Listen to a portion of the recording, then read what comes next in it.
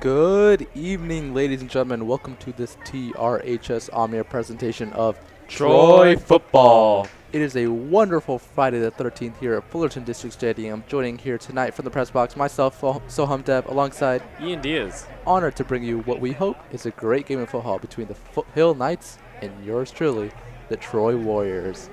Come to this game tonight, folks. Troy is 3-0, coming off a commanding 20-point win over Fullerton High School. That's following a win of their Battle of the Nations game, first game of the season against Sunny Hills, and then a beatdown of Claremont High School. On the other side of the field, the Knights of Foothill are 2-1, fresh off a 55-35 win against Orange. So, Ian, what do you think we should be looking out for in this game tonight?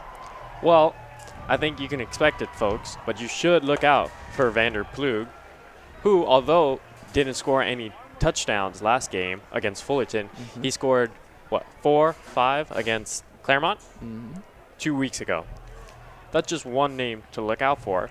And then another name you should look out for is Tomi Inoue, who is off of 2 sacks in the last game against Fullerton and 1 sack against Claremont. Yeah, he's been killing it on that defensive line as we get ready for the Warriors to march out of the tunnel. Banner held up. Band coming out. Get ready, folks, for your Troy Warrior run out.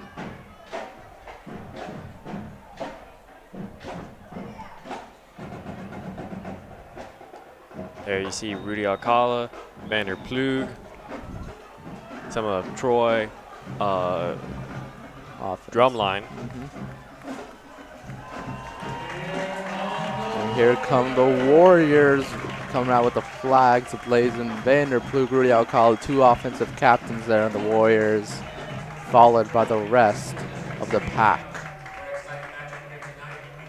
This will definitely be an exciting matchup for Troy. Although it's not a league game, it still should be a good game.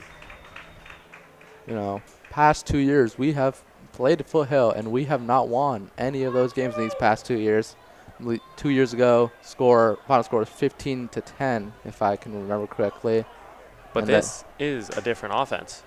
We definitely see different headlining players there. We got our Bama offered, Vander Plug right there. Bama offered. As we get ready to gear up for the kickoff.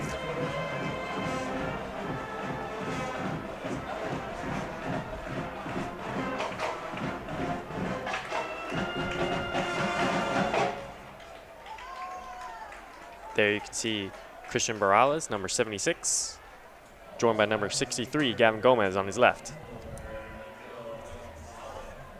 It's going to be Hayden Sanchez kicking off for the Warriors on this opening kickoff. Different approach from Caleb Huss, who has usually been the kicker for.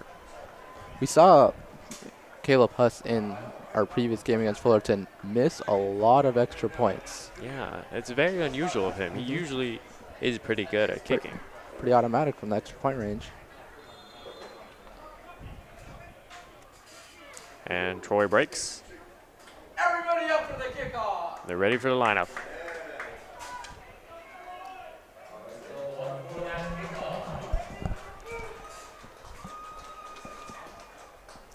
And the kick is underway. And this ball goes out of bounds. That's gonna flag on a play in the backfield. Ball's out of bounds. That's not the start Troy wanted. That's gonna start the Knights off on the 40-yard line because of that. And we saw a lot of yellow in the Claremont game. Yeah, just right away, Troy's starting off with a mishap. But let's see how this defense is gonna respond to that. Hayden Sanchez is gonna have to forget that and come back and play corner.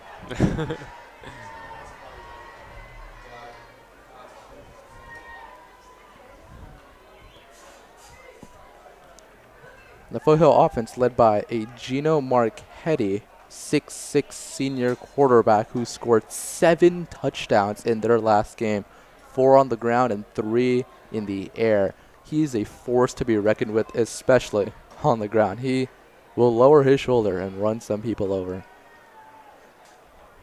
Ball snap. It's a running play to number 5. And he is brought down by number 6, Trent Palmer. Yeah, you saw Nathan Gorvian, the running back that are coming in motion, take that little jet touch pass. The Troy defense just ready right away, wrapped him up right away in the backfield. You can see on that replay. That play going absolutely nowhere. And Trent Palmer is another 4-year veteran who knows his game. He was able to read the play, and he got the tackle. The line breaks.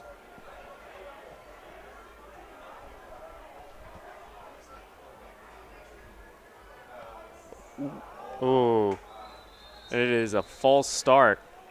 Looking like number 3, Tommy, who we were just talking about, jumped the gun. See what the crew chief says. Offsides. Encroachment is the call there that time. So saw the defensive line there jump the count a little bit early. Not just one, it was the entire line. Yeah, that's fair. That's entire great line. hard count that time by Marchetti. Gets them 5 yards down the field. And puts them in a better position for the second down. He looks left. He hits number 9. That is Luke Smith, and he goes out of bounds. Quickly wrapped up that time by Fisher McDonald, the junior outside linebacker there for Troy. You saw allowed that little quick short pass, but right away there were 2-3 words right away right there to wrap him up. And that was a good tackle made by Hayden Sanchez. Wrapped up with a single leg and twisted him down out of bounds. 1st and 10.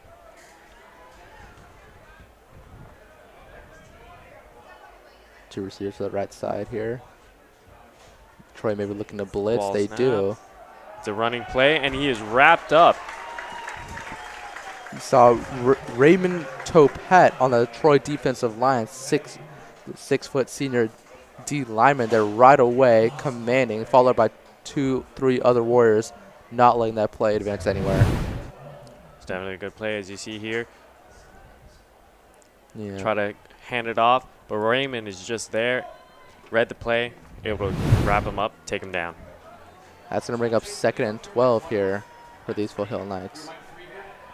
See, once again, 2 receivers to the right side. Maybe dropped more players in Ball coverage. snap. He looks to his right. He throws it, makes contact. That is number 14, Mike Gailey. Mike Gailey there that time on the quick slant route. Marchetti's first read, the swing route out of the backfield by the running back wasn't there. Next read, Gailey, his route really did clear. That's going to move the chains that time. Another good tackle made by Trent Palmer. Another name you should look out for folks. And Marchetti, he doesn't really have a primary target when it comes to the air. He really does a really good job of distributing the ball. Yeah. Motion. See, Jesus Martinez in motion. It's a running play going up the gut. He's still going. He's on his feet, and he is down. Nathan Gurvian that time just chugging his feet through the contact, not letting himself go down. See, that time, drag those Warriors forward another 4 yards. So he's down about the 29. It is 2nd and 2. These Knights, they don't have much to go until they get that first down. I wouldn't be surprised if they go up the gut one more time. Yeah, just trying to reset those chains, get another 3 plays to work with. Ball snapped. He's looking right. He throws it right. It's a deep ball, and it is caught. Touchdown, Foothill. Saw Cameron Baker in coverage that time, not fast enough to guard the speed on the outside. That's going to be number 11 or number 14, Mike Gailey once again. Really toasted Cameron Baker that time. That's going to set up the Knights with 6 points right away. And that's not something you see from Cameron Baker. He's usually in pretty good coverage. That was a wonderful pass that time with Marchetti. Put just enough loft on it to allow Gailey to come down with it inbounds. See the special teams getting rid of a kickoff. Extra point is up and good. So that's going to be Colton Thorne I saw him booming kicks in the pregame. Really, Yeah. he hit one from 40.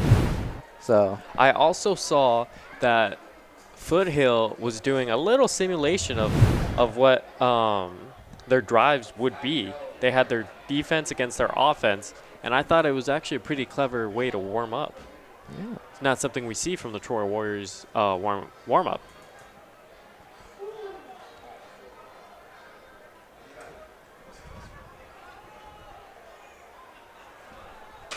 So Foothill strikes really quickly. Gonna see how the Warriors are gonna respond this time. We have Everybody up for the kickoff. Caleb Huss and Charles Rippon in the back, getting ready to receive.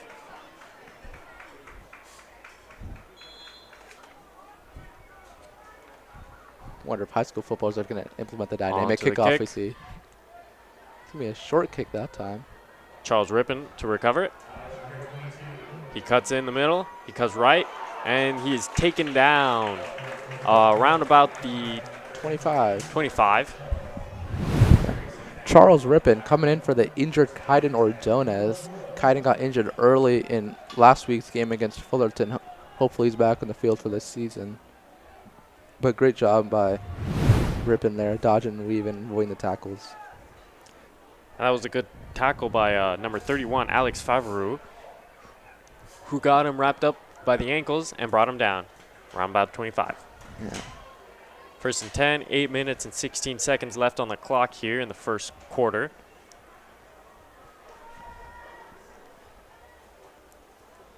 Rita Alcala setting up. There's motion. And it is run up the gut, and there's a flag on the play. Saw Caleb Hudson motion that time, fake the handoff to him up the middle. Ethan Munn, he went about 3 yards, but flag on the play. Let's see what the call is.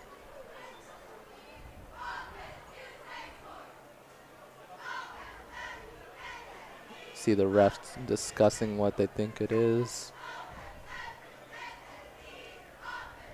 And they're going to wave the flag off, so no flag on the play. Play will stand as it is. So it's going to be 2nd and 8 now for the Warriors. Yeah, I didn't see anything that could have been called for.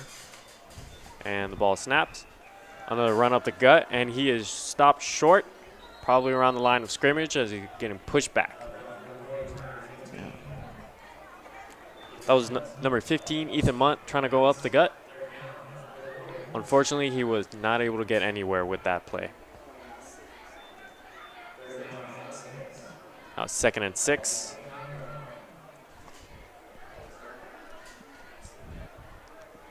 Saw 2 runs there on the first 2 plays. Didn't really go anywhere. Let's see where Troy Ball goes snap. on 3rd and 6. He's looking right.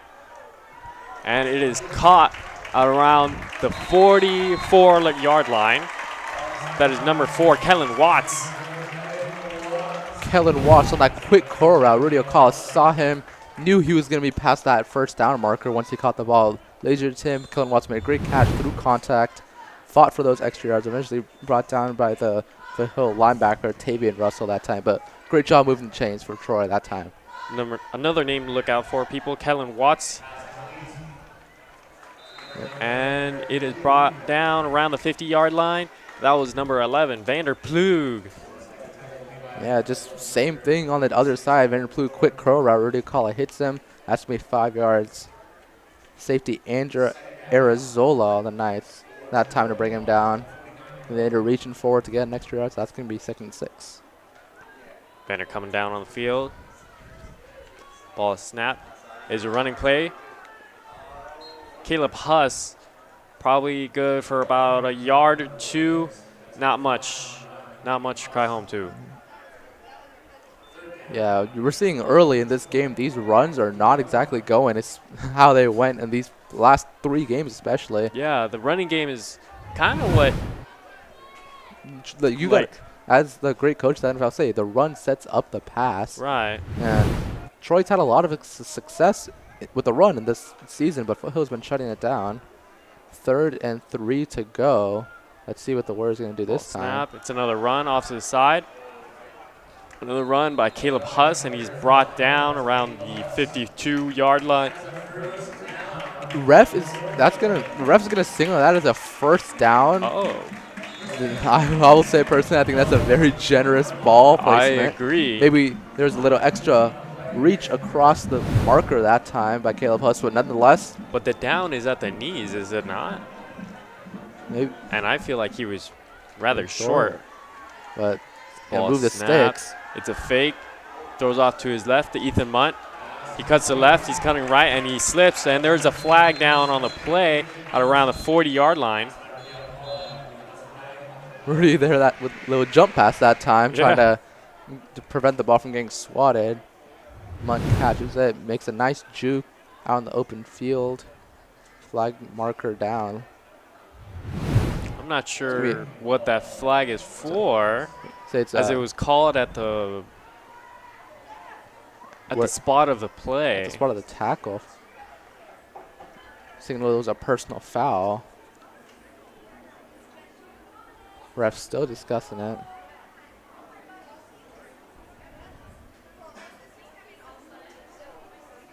And that's going to move the Warriors back 10 yards. I'm not exactly sure what they saw. Yeah, I'm not sure either.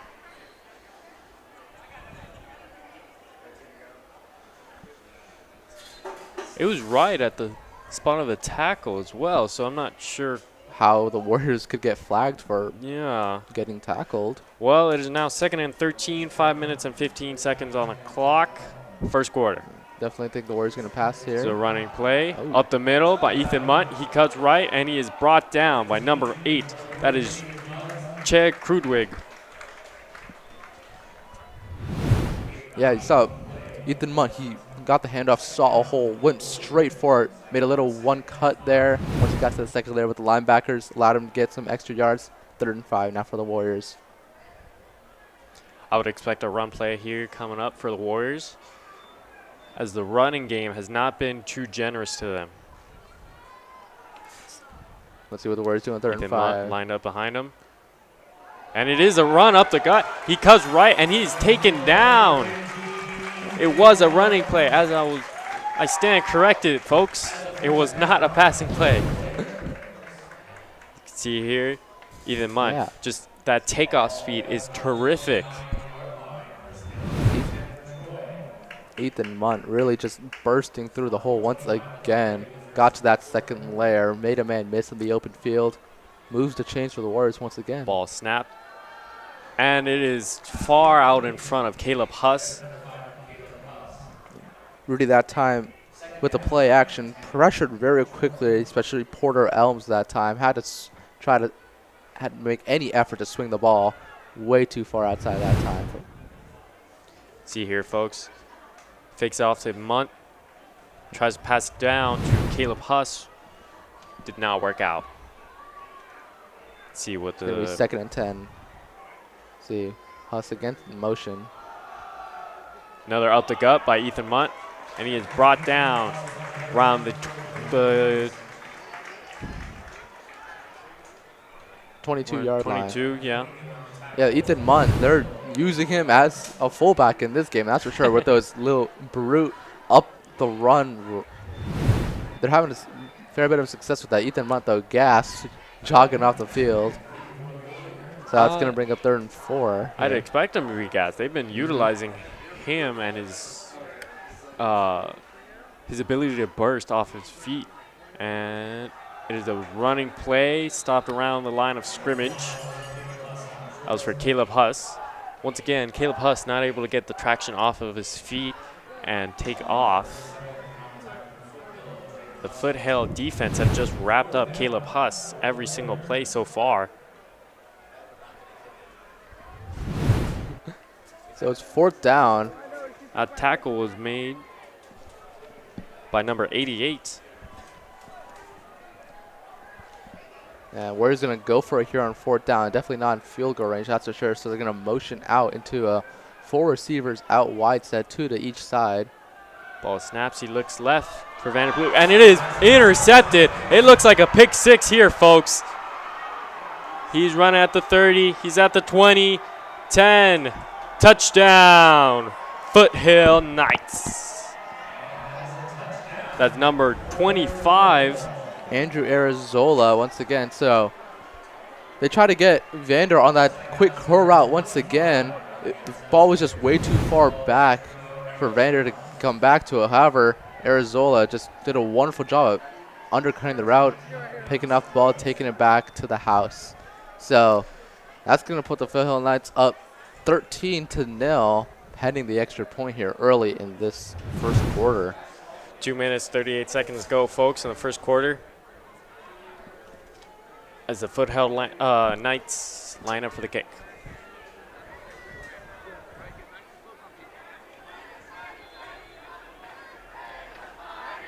We don't see a lot of picks from Rudy Alcala. Not this year. Often, yeah, and the kick is good.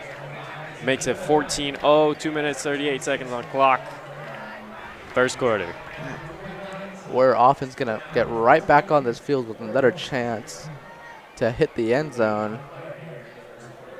Interesting it's going to be to see how Coach Chavez adapts from what he saw early on that drive with those, especially Caleb Huss runs not working.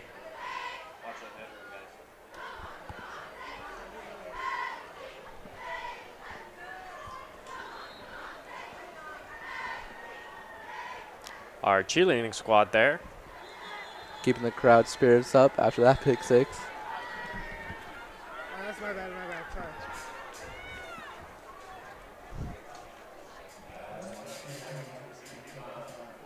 Everybody up for the kickoff.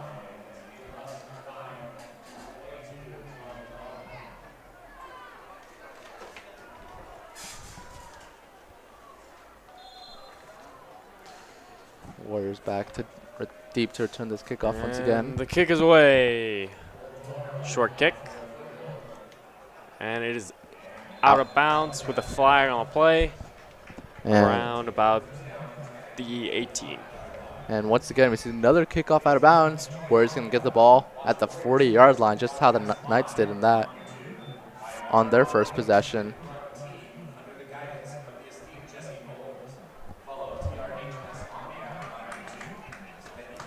Stadium announcer right there giving us a quick shout out there on Omnia. Appreciate that. That's going to be Mr. Wilson here, Stadium PA, doing a great job.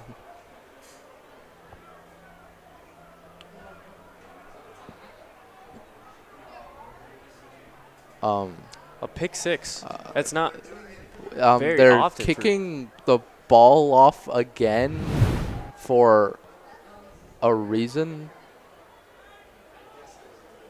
The kick, as you remember, folks, as we see a replay of the pick six here,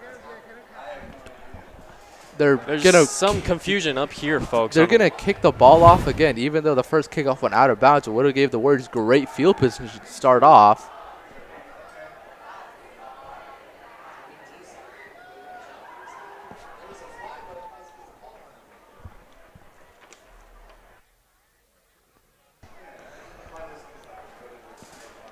Some interesting turn of events, folks here at Fullerton Stadium. And this just in from New York, and no idea. Well, I only saw one play, and that was where the ball went out of bounds. One flag, that's where the ball went out of bounds. They're going to get a chance to redo the kickoff, still kick it towards the sideline. Oh, that was a Rippin. Excellent catch by Rippin. Oh, he's going up the sideline. He cuts up the middle, and he is down around the 45. He's going to get even better field position than what they would have started with if the original kickoff stood. So Rippin was ripping down the field. Incredible job fielding that kickoff. It was like a catch, as you're going to see here on this replay. A one-handed catch at that. Let's see.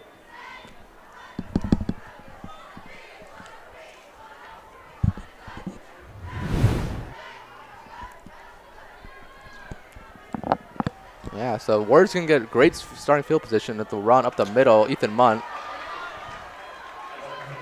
Brought down around the 48. I don't know. Maybe I saw a little bit of a face mask pull there at the end. Can get a more clear look here on this replay. No, it was a clean tackle. Yeah. Maybe just upper body tackle. Yeah. But great group tackle there by the Foothill Knights. But these up the middle runs or just general runs with Ethan Munt were him just bursting through defenders, taking multiple men to bring him down. They're going good for the Warriors, so I think they should stick to the Ethan Munt runs. The most dangerous opponent you can have is an opponent you can't stop. You know their main move, and it is Caleb Huss running down the left side, and it is good for a first down around the 40, and he's pushed back. Oh, that little bit, maybe a fumble, folks, maybe. Caleb Huss, maybe ball came out maybe late towards the end of the play, but I don't think he was already down. Refs think the same. Let's see that replay here, folks. C's going up left side. And he is down, and it looked like the ball was stripped, but the knees were down first before the ball was stripped. Good call by the refs that time to mark him down. We're going to see Vander Plug in one-on-one coverage here on the right side. Let's see if they utilize that. And his run up the middle. Ethan Munt, good for the first down, around about the 30. Yeah. Once again, Ethan Munt going up the middle. Ethan Munt's running averages every play have been really good, going up for like 8, 9, sometimes 10 yards per run. Love to see them keep utilizing Munt in that more fullback-esque position. However, it is only the first quarter, so they don't want to overutilize. Don't want to wear him out. Yeah, and it is passing play to Ethan Munt. Tries to juke him out. He does. He jukes out too, and he is stopped by number 11. That is Preston Smith for the tackle. Great play that time by Ethan Munt. Excellent effort. Great read out of the backfield by Rudy. Makes a man miss in the open field and breaks, just shrugs off another tackle. You can see in the replay. Ethan Munt was wide open. Nobody covering him. Then he bumps heads with number 11, and he is brought down. At the 11-yard line. Yeah. All right, 1st and 10 here, folks. 40 seconds left on the clock. Wouldn't be surprised if they continue with the run. And it is a run. Vander Plug on for the run, and he is Vander Plug bulldozing his way into the end zone for another Warrior. Touchdown! Gotta see one fake handoff, then Vander Plug coming around on the end around, handed off to him. He saw a hole, burst through it. One man lowers that shoulder, sends him down to the turf. That's a Warrior touchdown. Excellent, excellent play there by Rudy and Vander. See, just absolutely bulldozing his way. Demolish. Through that Foothill defender. I believe it was Brenner Pashkow, number 22. But pending the extra point, it's now back to a one-score game, 30 seconds left in this first quarter. So 3 touchdowns in this first quarter. So we see a little something thrown on the field. Oh, and number 34. That's Noah Heathenton. Maybe forgetting he's on extra point duty. But happens. It's all right. This is not automatic, folks. They could miss this extra point. And the kick is good. Caleb Huss that time sends it through the uprights. So that's going to bring the score 14 Foothill, Warriors 7. 30 seconds left in this first quarter. That was an excellent play by Rudy and Vander. Fakes the handoff, passes down, or hands it off to Vander. Goes down the left side. Absolutely demolishes the Foothill defender and in for a touchdown.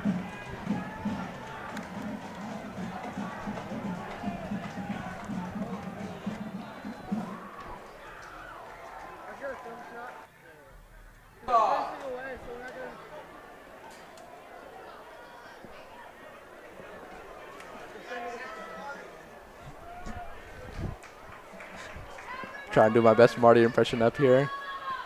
Mr. Doctor there appreciates it. All right, folks, 30 seconds left on the clock in this first quarter.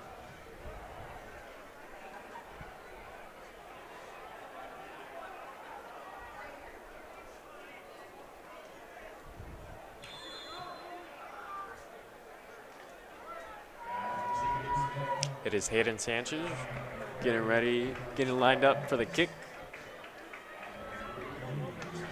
So different between the kickoff and extra point here. I think it's good stationing, honestly. And it is booms good. it. Yeah. Almost a touchback. Takes it in for the run. Ooh. And he smashes through 3 Warrior defenders and goes down to the sideline around the 30-yard line. Luke Smith that time on the return just seemingly like a hurdle, jumped through 3 Warrior tackles, broke another one. That's going to be a really nice return. Our student body there. And our wonderful ASB led by Oscar, Denise, Jack Verrier. And all the other wonderful people on ASB who make our student sections lively. As we can see here, he just absolutely plows through everybody until he's taken down at the sideline around the 30.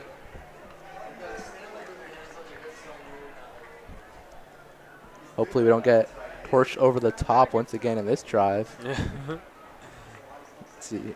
That was also another excellent play.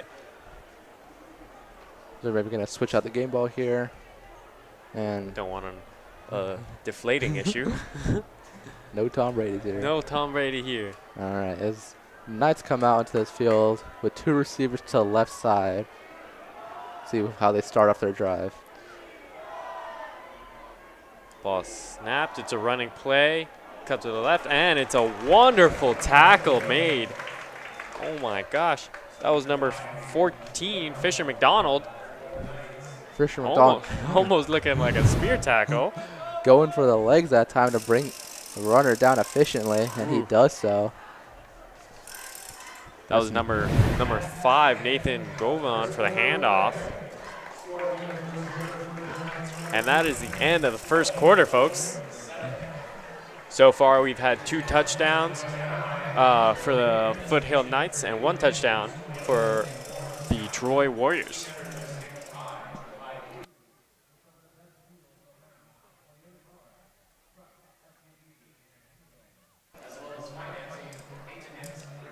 It was a wonderful fake handoff play that scored for Vander Plug.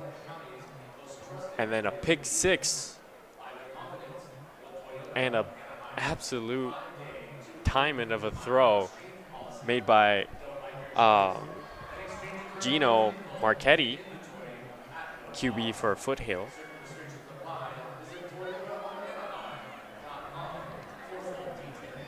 There you see Kyle in the gray jacket. He's the Troy trainer, helps out almost every athlete. He's definitely been a big help, and we thank him for being that big help.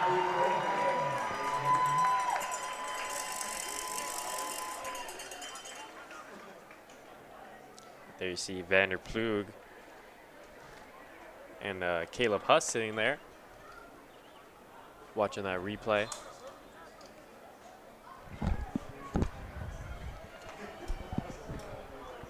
So 2nd and 8 now starting for the Foothill Knights on the 30-yard line. 5 wide with the tight end down. Ball snapped. He looks to his left. Oh, and he's taking a run for it. We warned he's scrambling. Oh, and he got it for the first down around about the 36-yard line. We warned you folks about the explosive runs of Gino Marchetti. He had a really highlight reel-esque run last game against Orange, just trucking through defenders. But you see him going through the progressions, and he didn't find anybody open. He didn't find his man open, so he just took it upon himself, ran down the middle, got the first down. Yeah. So that's going to set them up at the 44-yard line now. Gearing up with 2 receivers to the left side here, 1 in motion. It's a handoff right up the middle, and it doesn't go up for much, maybe about a yard. Nathan Gouvion once again on a handoff that time. Troy's defensive line led by Tomi Inoue just doing a wonderful job. And that was Kevin Watts who made the tackle. Told you folks, look out for Kevin Watts. Plays offense and defense. Yep. Dangerous player. There we see our Troy cheer and ASB student section. Got 2 left, 1 to the right. Looking to the left. It's deep, and ooh, just out in front of him. Too far out. Great effort.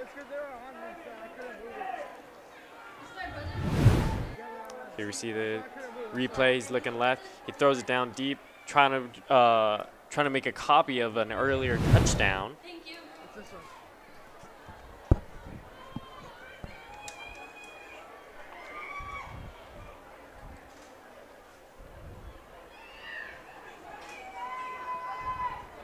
Mankaty coming from the sideline with a play, but it's going to be 3rd and 8 here for the Knights. Let's see if the Warriors can maybe stop them, force a punt.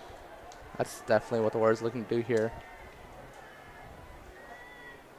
And he throws left, and it is good for 1st down, around about the 45. That's going to be Luke Smith once again on that quick out route towards the sideline. And see, just that was a play designed solely for him. He looked immediately to his left. There again, we see our cheerleaders wearing football jerseys because it is Jersey Day here at Fullerton Stadium. That is our theme. Set again by our wonderful ASB.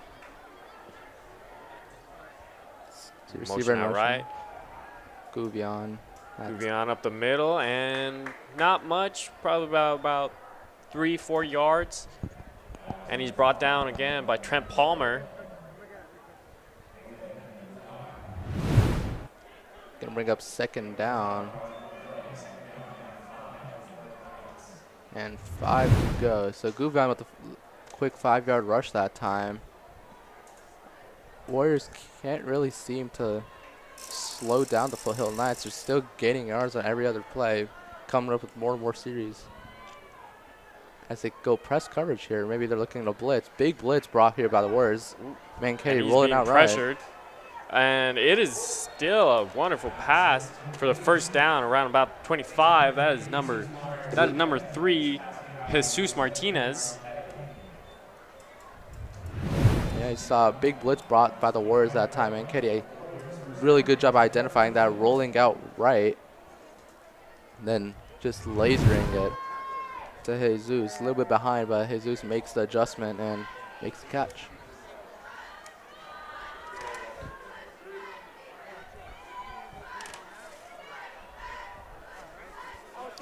See 2 receivers to the left side here for Mankaty. All right, motioning. And is oh, he's taking it for himself. Mankaty jukes left, and he is brought down. Actually, he trips around about the 8-yard line. Yeah, that Karen Baker did a really good job of tripping him up that time. The read option, that's going to be one of the first times I've ever seen a read option being run in high school football, but it works out to their advantage, as you see right there. Cameron Baker trips some Mankaty up. That's going to be goal to go at the 8-yard line. You don't really see that too often. Yeah, the read option? Yeah, I mean. This is definitely what I would describe as a dual threat quarterback in Gino Mankaty. Marchetti. He once again in receiver motion. And is up the gut, and he is waiting for a short signal. No signal. Yeah, it seems to be short. But Gouvion just, the Red Sea just parted there at the offensive line. Burst through it, but then the 2nd level linebacker is there to make a great stop before he gets in. Took a play out of Troy's rushing play. I would say that's short, folks. So it'd be 2nd and 1. Great effort, though, by Gouvion to try to reach across to get that touchdown. Very good possibility that it'll be 21 and 7 in this 2nd quarter. Yeah, but inches to go, so I would load the box here and just send everyone as they do. Oh, and he's brought back. Yeah, just Troy sending in 8 players that time. That's definitely more than the offensive line can block. So yeah. Play just blown up in the backfield. That's gonna be a loss of 2 on that time. Excellent play, Red.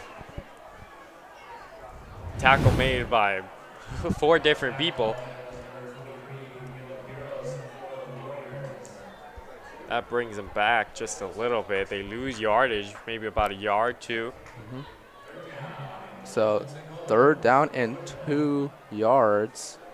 Interesting to see what the play call is. I'd still stick with the ground game as they go in a pistol formation here. Loading the box, 1 receiver out wide. Ball snap.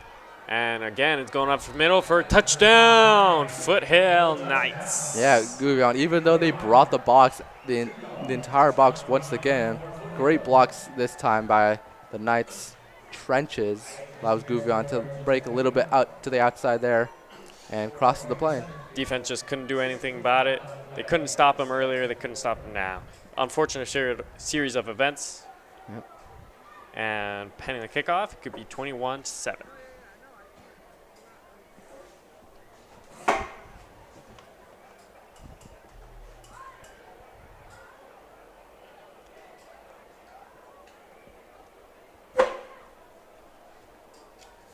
Yeah, just this entire drive by the Foothill Knights was just really well executed by their offense. Point is good. That's going to bring the score up to 21-7. You see a replay of that touchdown. Just know when they're in the backfield, able to make a tackle. Rather simple play. Not too much difficulty getting into that end zone, and it is now 21-7. 6 minutes, 55 seconds left in the second quarter, folks. Tough day for the Warriors. We haven't seen any deep shots taken by Alcala to anyone, especially Vander Plug or Kellen Watts. Interesting to see if they decide to implement that in their offense with the score being what it is. Maybe once the quarter is ending, they go into the halftime. They go in for a halftime break. They'll change their strategies up, and maybe they'll look for those long, deep shots for Vander Plug. And the kickoff is away, and it is Caleb Huss running down left side of the field, and it takes two people to bring him down around about 36-yard line. Kick fielded at the 15-yard line that time, so a shorter kick than what we've seen before. So that's going to set the Warriors up at round about the 35-yard line. So pretty decent field position here with 6 minutes, 50 seconds. So if I'm the Warriors here, we kicked off to begin with, so we do get ball in the second half. If it is possible, with 6 minutes and 50 seconds left, if you can chew this entire clock and make it so that this is the last drive or that the Knights will have a chance to score, that'd be great. Up the gut, and Ethan Munt keeps driving him, and it is good for the first down. Yeah, Ethan Munt just unstoppable in the run game here. He's just consistently getting 10 or more yards every time, moving the sticks every time he touches the ball. He was dragging number 40, the Foothill defender, Brady Holcomb, across the field. See, Warriors are increasing their tempo. Rudy looks left, and he's going in for a deep throw for Vander, and it is off into the sideline. Incomplete. That'll stop the clock at 6 minutes, 25. I got to say, I don't really love that play call. Not necessarily because of the position it puts them in, but Vander Plug, as you can see in that replay, is the only receiver with a route on the field. That is essentially basically a Hail Mary. Yeah. Well, and not to mention, he was guarded by two people. So their whole game plan that play was either Rudy throws it up into double coverage or takes off and runs with it. Vander in single cover. And there's no flag. Maybe a timeout. Oh. Or they're going to move the Warriors back 5 yards. So a false start. Warriors trying to motion out into a different set. It kind of looked like he just tripped over the line of scrimmage. The Warriors hadn't even set up yet, and he broke the neutral zone. Oh. That's motion out right.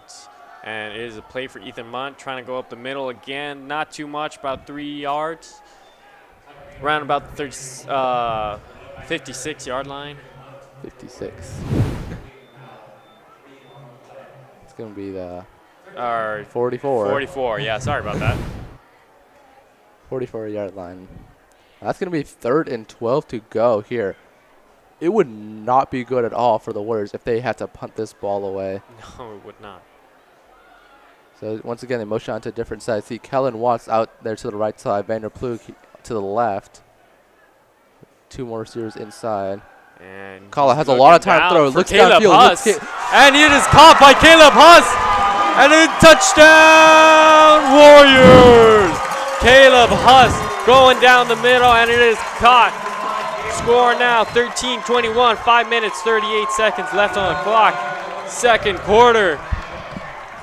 Yeah, you saw Kellen Watts and Vanderploeg on the outside take those safeties outside of the middle, really dragging all the attention to them.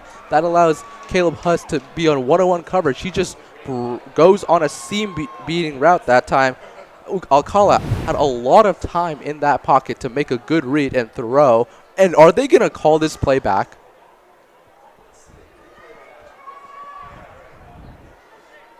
I don't see any flag markers on there's a flag all the way in the backfield. I don't know what the call could be, Soham.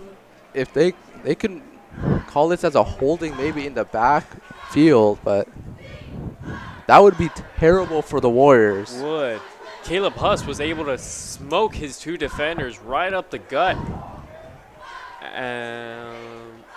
Sorry, folks. We're just trying to find out what the flag on the play is here. And they're going to wave the flag off. That's going to be a Warrior touchdown. Play will stand. Warriors 13, Knights 21, pending the extra point. What a play made by Rudy Alcala and Caleb Huss.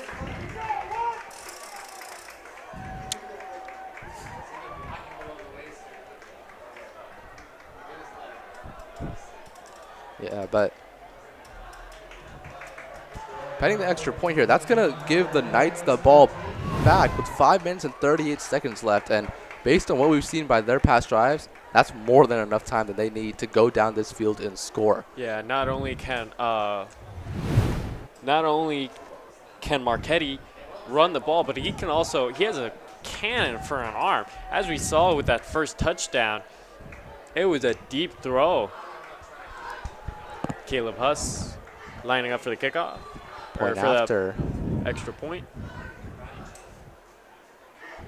It's up, and it is right, seemingly. And that's going to be incomplete. A missed extra point wide right that time. And we told you, folks, Caleb Huss is not incredible at these extra points. They're not gimmies. So we do oftentimes see Coach Chavez decide to go for two as a result of that.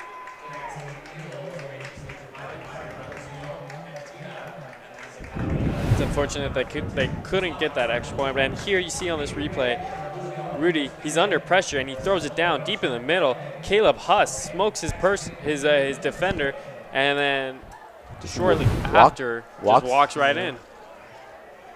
Great slow motion replay that time by our Omnia team. Everybody up for the kickoff. Our wonderful Soham Dev taking the duties of Marty, the old PA announcer here at Fullerton Stadium, for yelling up for the kickoff. Just doing what I can to fill his shoes. People standing up in the crowds, getting ready for that kickoff. And they're going to move the kickoff forward a lot. They're going to move the kickoff forward 20 yards. Folks, these refs have made decisions that are questionable. Questionable. We respecting all the decisions.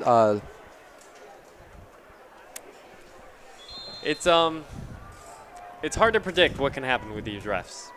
That time's benefiting the Warriors here with them moving up the kickoff. Maybe there's a flag there on that point after, perhaps, that we didn't get to see.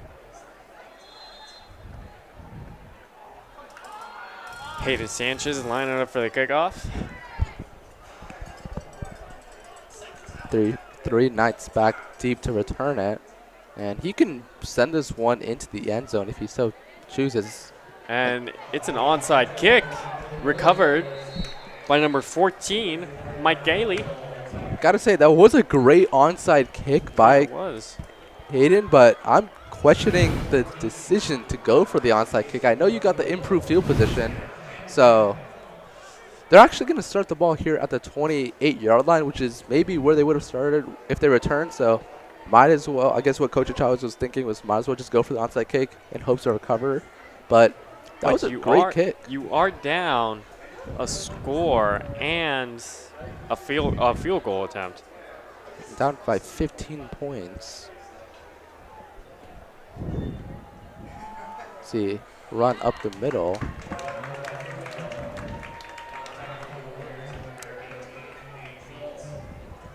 Down by 8 points. Yes. So touchdown 2-point conversion.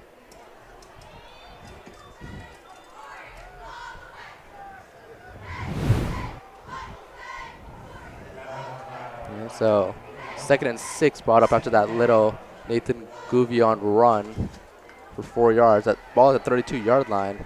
And the Knights are going to let this clock run down to under 5 minutes. You'll see how the Warriors are going to react to this play call. Maybe sending a blitz. And it is a low snap. And he sends it down the field. And, ooh, he just couldn't get his hands on it. Just a little far out in front of him. Overthrown a little bit that time to Luke Smith. He did have a step or two on his man, even with the safety help over the top. As you can see in this replay here, just lofts the ball up for his man to get.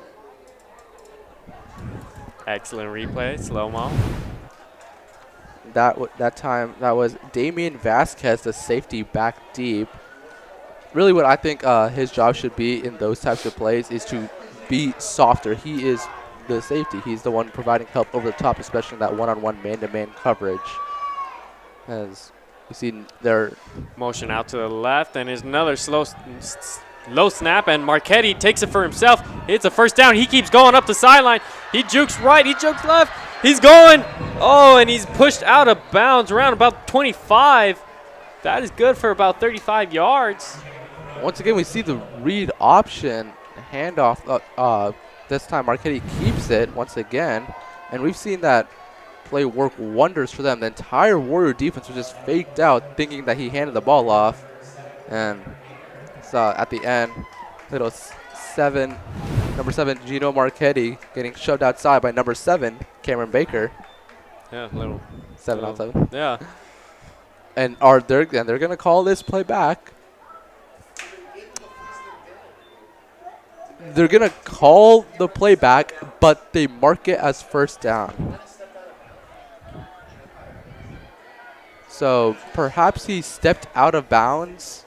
We are unsure. And the snap's away. He rolls to his right, and his quick pass, bullet throw, number 14. He shakes his man, and he's down about the 40. Taken down by number 43. That would be Caleb Kuros.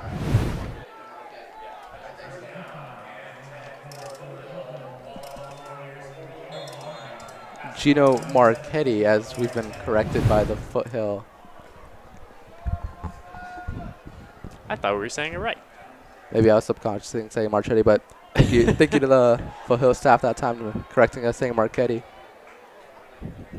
Trips left this time for Marchetti. And short pass, number 3 goes up to the sideline, and he is shifty, and he's brought down by number 8, Kaiden Ordonez.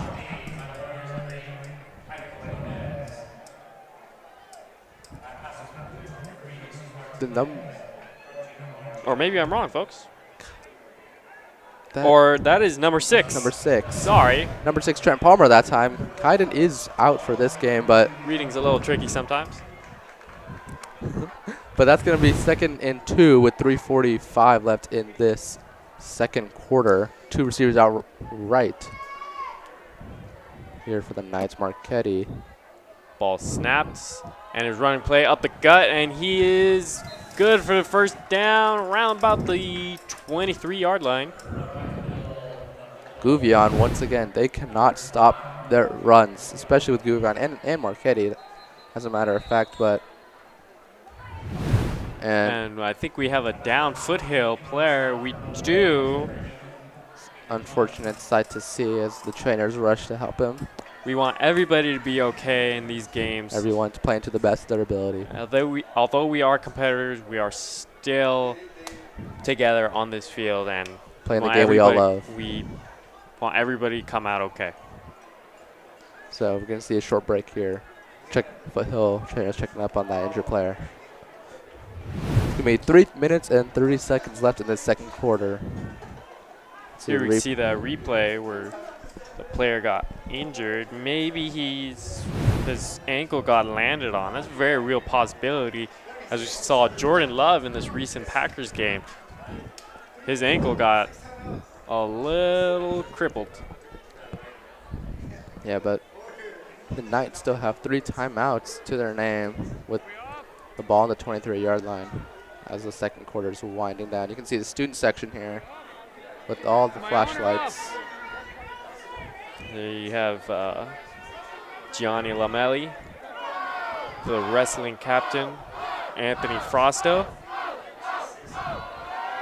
ASB treasurer, Oscar Denise. You can see Mr. Knowles that time on the shoulder camera, actually. And that is number 56, 67.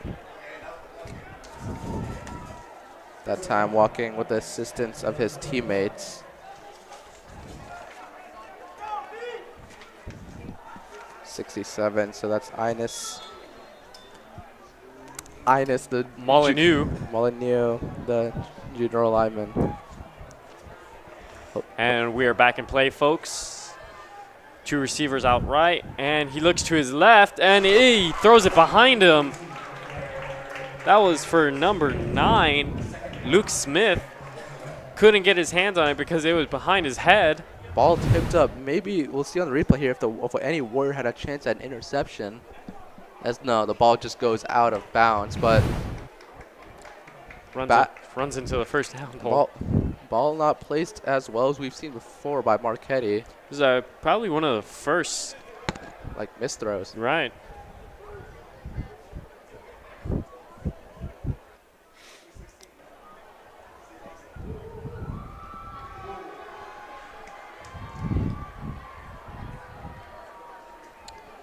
Got two receivers to the left side.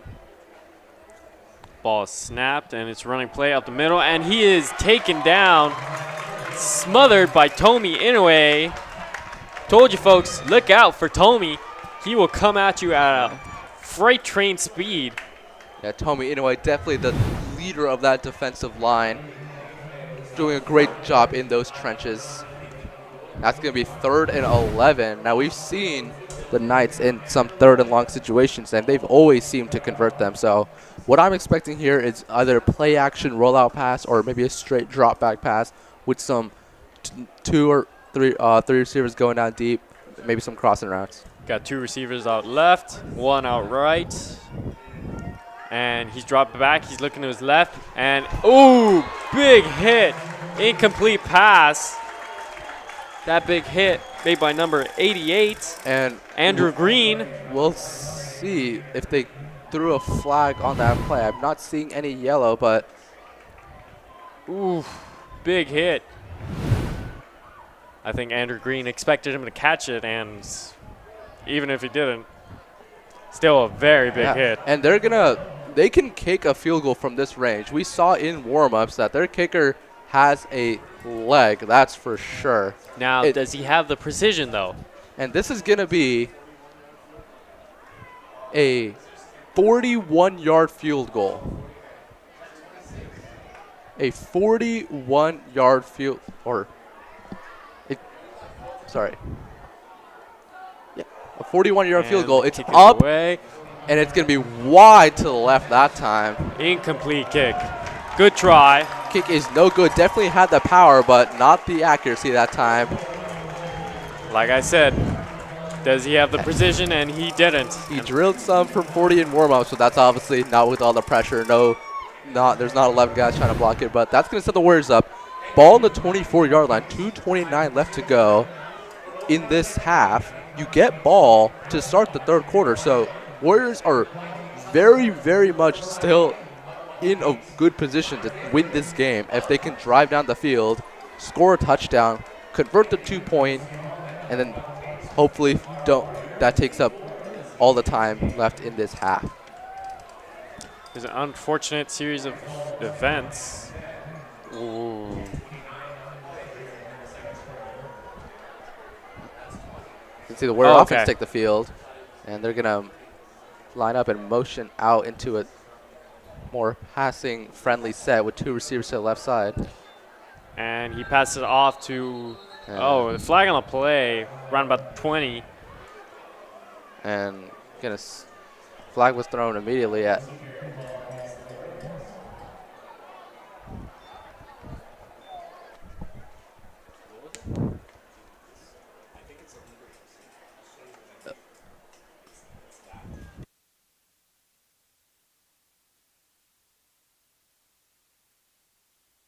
Maybe a false start that time by one of the receivers on the line, trying to jump the count. That's going to bring the Warriors 5 yards back, 1st and 15 with 2:27 left to go. Ball on the 15-yard line.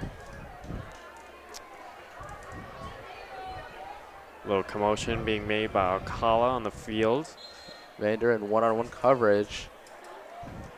Number 19, Sean Arenas. And he looks to Vander, and it is way over Vander's head. Somehow throws it over a receiver who's 6'6". That would have been a little nice quick gain and getting out of bounds. That would have set up the nice for maybe 2nd and 9 or 8. Well, now it is 2nd and 15, 2 minutes, 24 seconds left on the clock.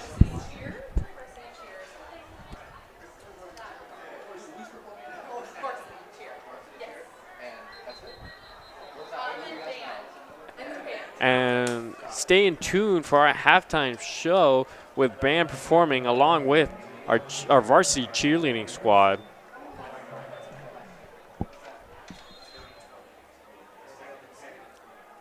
They're going to move the Warriors even further back here. 2nd and 20 now. And we're not going to see a call from the official in the white hat to see why they moved the ball back 5 more yards. And it is going to have to be a long pass. I would assume for Vander. And he looks right first, and he throws it short to Ethan Munt. And he's going up the field. He cuts right, he cuts left, and he's brought down. 1st down, Ethan Munt. Yeah, they definitely distracted the defense that time with Vander Plug, brought him a lot of attention, opened up the screen for Ethan Munt, able to get 21 yards on that screen pass. The Warriors are definitely trying to maybe speed things up a little bit with 2 minutes and 15 seconds left to go with the ball on the 32-yard line. Reminder, folks, there's no 2-minute warning in high school. Got Kellen Watts going out to his left. 2 receivers out to the left. 2 receivers out to the right. He looks to his right, and it is to his right. And it is one-handed catch by Caleb Huss in for the 1st down around the 49-yard line. Yeah, he saw the slant route open up right away from the slot position, Caleb Huss that time. Ball thrown a little bit behind him. Caleb Huss makes a wonderful one-handed catch along with his body, able to catch the ball and continue with momentum. That's going to move the chains, and the Warriors still looking to make these quick fire passes, catch the defense off guard. And I think they're using Vander Plug more as a distraction than a target in this game. Really definitely distracting me. As we say, he's in one-on-one coverage. Ball snapped, and he's going up the middle. Ethan Munt spins off, breaks right, and he almost breaks the tackle, in for the 1st down. Yeah. And the Warriors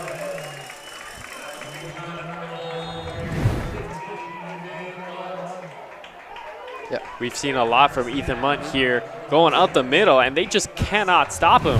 Yeah, momentum handoff that time.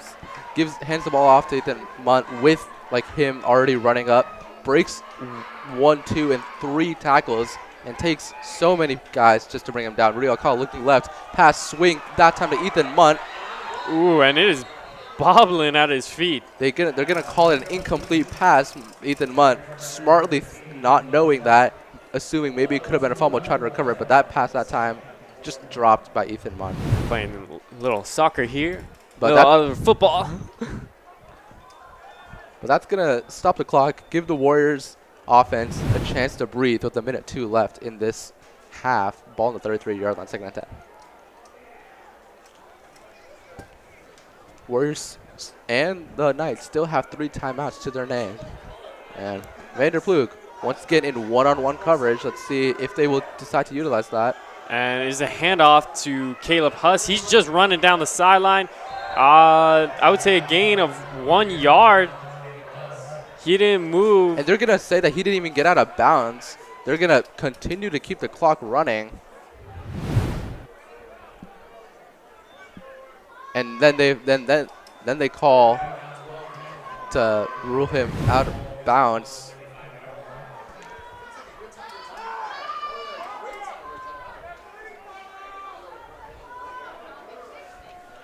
Little confusion up here, Not folks. sure if the clock is running. The clock is ticking, folks. It's at 30 and ticking down. 2 receivers out to his right, 1 to his left, and he's got time, and it is smacked down by number 40 of Foothill, Brady Holcomb, as we said earlier.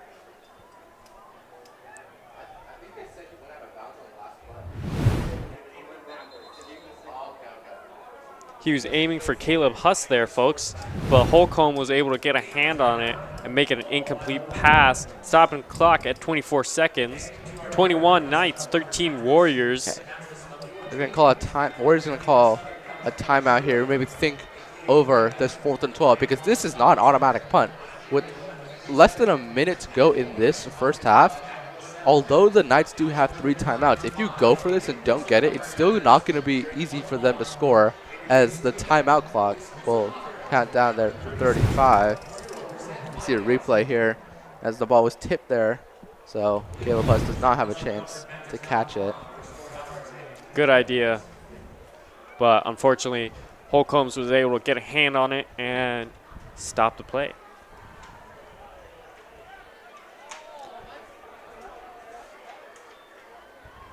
Got a little commotion on the sideline by Coach Chavez, the head coach of Warriors. Warriors offense on the field deciding to go for on this 4th and 12. And I think the play call here is just to do what they've been doing with these pass plays. They've really had a lot of routes open up, not just to Vander Plug, but especially to Caleb Huss. We've been seeing him in the receiving game. A lot of one-handed catches, too. Yeah.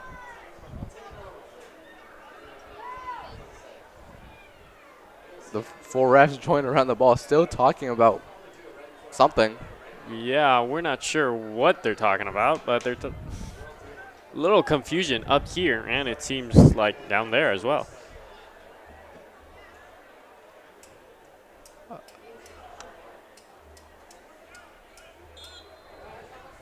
And the play is about to be underway. 2 receivers to either side of Alcala. And he's looking left first, and he throws it deep for Vander Plug, and it's caught! Vander Plug, touchdown Warriors! Rudy Alcala, absolute dot that time to Vander Plug. Lost it over the defense. Vander Plug, even though he's in double coverage, still comes down with the ball, toasts both of his defenders. That's going to bring the Warriors to 19 points to Foothill. Watch that replay. 21. He looks immediately to Vander Plug, and he smokes both of his defenders and just brings it in for that touchdown. Gets both feet inbounds. And that's going to bring this game down to 2 points. Let's see. Coach Chavez deciding smartly to go for 2 here to tie up the game.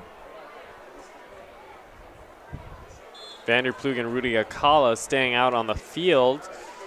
Interesting to see. I think they should go with an Ethan Munt run here. That has not really failed them, especially when they're this close to the end zone. Up the middle, that'd be great. And you can see they have not loaded the box. And they're going to pass it is a pass to...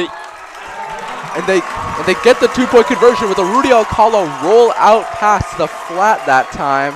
That was Ethan Munt. Ethan Munt for the catch and for the 2-point conversion. So that ties up the game at 21 all with 23 seconds left to go in this half. A wild series of events in this last quarter of the first half. And I don't even know if I have to say everyone up for the kickoff. Everyone's already up. Gonna do it anyway.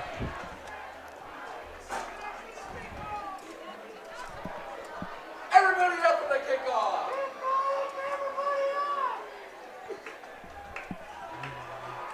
And it is Hayden Sanchez getting ready for the kick. Be pretty funny to see if Need to go for another onside kick. Definitely not 23 this time. seconds on the clock. 23 seconds left on the clock. Your goal as the Warriors, do not let the Knights score. They have 3 timeouts left, so this is actually a lot of time as Hayden Sanchez boots at that time. That's High kick. Oh, and it just dropped. That's going to be Luke Smith on the recovery. He's going back to the other side of the field. And he is brought down around about the 15. And that's going to take 8 seconds off the clock, and Luke Smith brings the ball only to the 15-yard line. That was about a 5-yard gain, Yeah. I would say. So the Knights have to go down to 85 yards to score a touchdown with 3 timeouts left, 15 seconds left in the half, or they can get to within maybe the 30 and try another long field goal, but you saw how that ended up for them last time. Right. Vanderploeg with 2 touchdowns in this game, 1 on the ground, 1 in the air. It looks like it's going to be a knee, and it is. Yeah. So Marquette sent out there to kneel. Brings an end to the first half of this Warrior Knights game.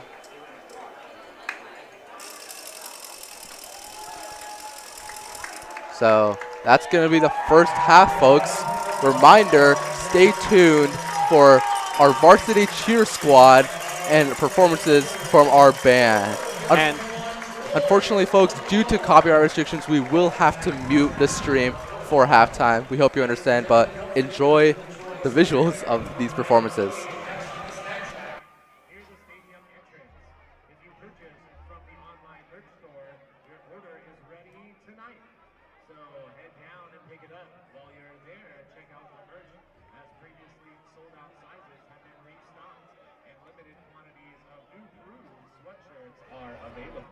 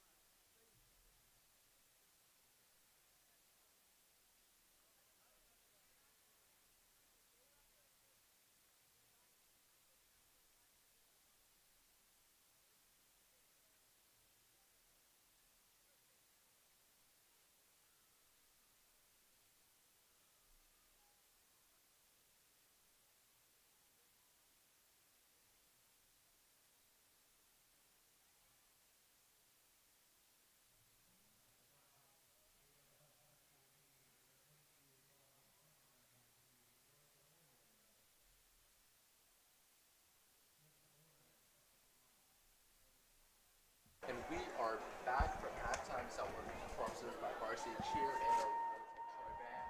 Hopping into the press box here is Arden. He's going to be joining us for his third quarter. Spencer. And score is 21-21 Troy. And since Troy elected to defer at the beginning of the game, they will be receiving this opening kickoff. Let's see what they can do with it. So Arden, we saw a lot of both a mix of the run, especially earlier in that game, but then they switched it up with the pass, especially in that 2-minute drill. What do you think the Warriors are going to start off with in this first drive? I think the Warriors are going to start off with some running in it. Even though we scored on the passes, Ethan Munt is a really good player and a good runner, so he will get them yards. Yeah, definitely. Ethan Munt has been ruthless on the ground, really chugging those legs, fighting for every single yard he can get. And he's getting a lot of them, that's for sure. Yeah, he is a very shifty player. Spin move, jukes, everything. Yep. And he definitely has that power as well. Yeah, that guy lifts a lot. As we get ready for this second half kickoff, back deep to return as usual for the Warriors, Caleb Huss alongside Charles Rippon, as this second half is now underway with that kickoff. Deep that time going to be refielded by Caleb Huss. He's going to muff the kickoff, and he just hops on it trying to save what he can. That's going to land around the 21-yard line. I think Caleb Huss definitely tried to look downfield before he securely fielded that ball. Cost him that time. Yeah, he should have secured the ball.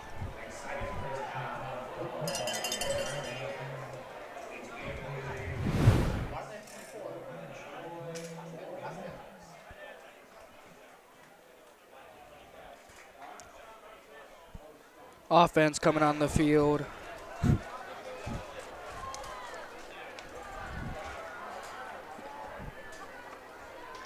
And we're going to see Rudy Alcala under center here. He's going to drop back to throw, looks to his right, and that's going to be an absolutely terrible pass. Almost picked off that time by Che Krudwig. Maybe a little bit of miscommunication there. Vander Plug ran an out route, but Rudy threw it like it was a dig. You can see them chatting after the play. What did you see there, Arden? I saw Vander, he tried to, I think he ran the wrong route, and Rudy just threw the ball where he's supposed to. Maybe they need to work on that connection right there. Yeah, a little bit of miscommunication there as they hand the ball off. That's from Caleb Huss. He's going to try to get to the outside, trying to get to that sideline, and he goes down that time around the 36-yard line. Caleb Huss with the outside run. Yep, and that's going to be a first down for the Warriors. Generous ball placement there, as I think maybe Caleb Huss was brought down inside of those chains, but the refs will grant us that first down. Ball is now going to be on the 34-yard line. And it's going to be a quick out route this time to Vander Plug, and he's going to be wrapped up really quickly. Vander running out of bounds, stopping the clock.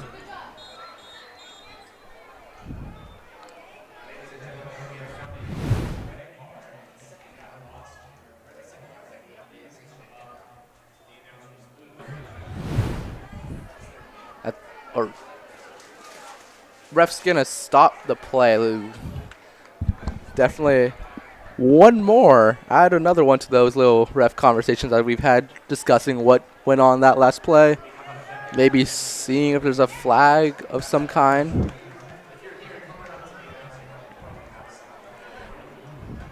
You can see why three refs are talking it over. Let's see what the call is.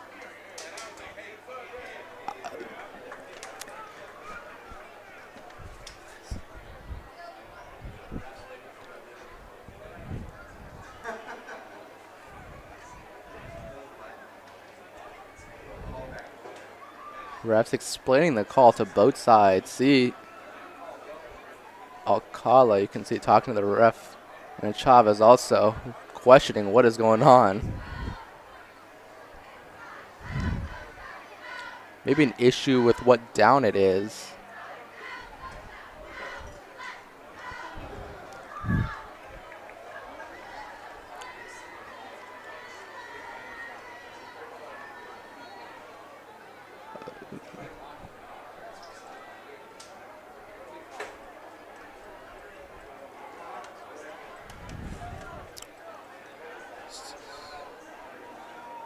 So they're going to move the line of scrimmage up 5 yards and keep it as first down.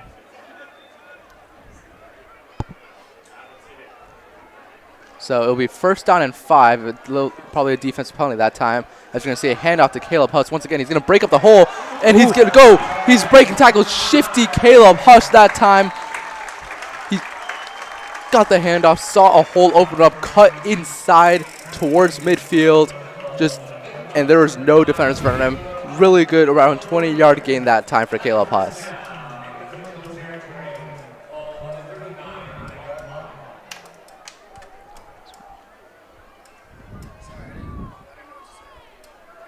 So now we see another handoff this time. Ethan Munt going up the middle, still on his feet, and that Warrior pilot just shoving him forward.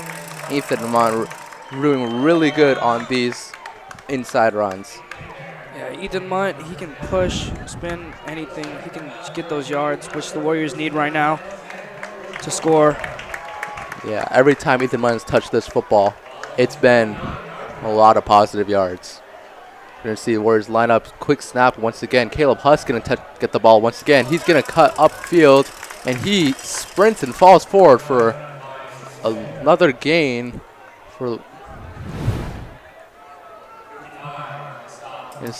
Say that he was brought down at around the 21-yard line.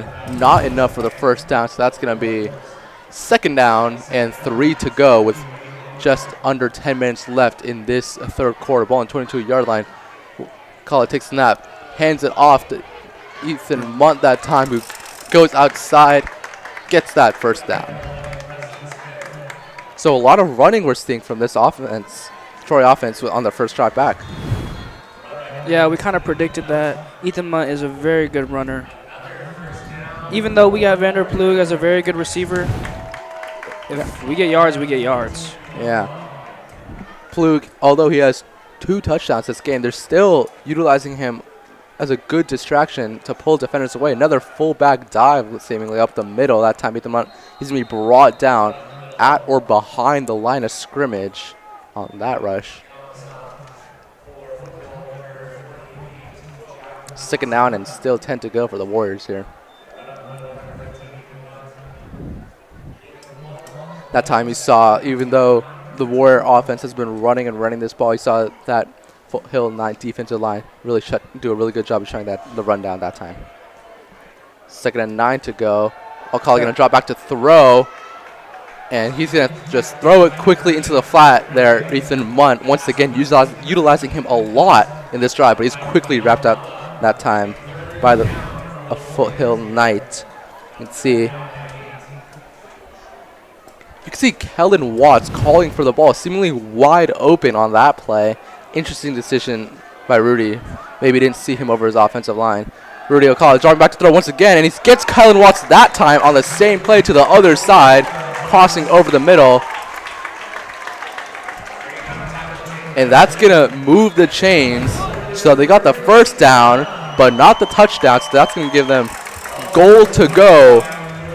First down and goal to go at the 4-yard line, 3-yard line, they'll call it. Same formation once again, looks like a near, and there's going to be a fullback dive up the middle, or fake the handoff, and that's going to be Caleb Huss running outside for a Warrior touchdown. Warriors! Fake the handoff up the middle there by Ethan Munt, hands it off to a little swing outside Caleb Huss. No one there, beats the edge, Warrior touchdown. Would you see the Warriors implement really well that drive? That drive, the handoff was really crucial, or like the fake, because the fake, you can't really tell when you're on the field either if it's a fake or not. You just kind of have to guess, because these fakes are really good. Yeah, they definitely fooled out the entire Foothill Knights defense that time. Everyone thought Ethan Munt was going to take the ball right up the middle. Caleb Huss opens the lane for Caleb Huss to go out to the right side, and he's going to go get the touchdown and the extra point. 7 points on that drive by Caleb Huss. 28-21 Warriors. 8:03 left in this ball game, or in the third quarter. With the kickoff going on the field.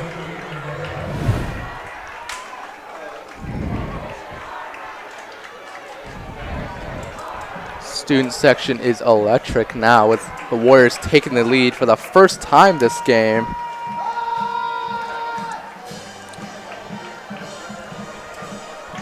The score is 28-21 Warriors. We'll see how the Foothill Knights decide to respond to that very successful Warrior drive.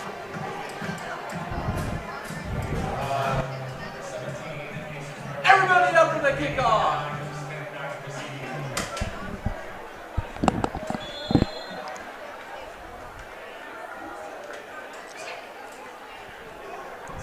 Once again, Hayden Sanchez there to kick the ball off to the 3 Knights down there at around the 8-yard line to receive.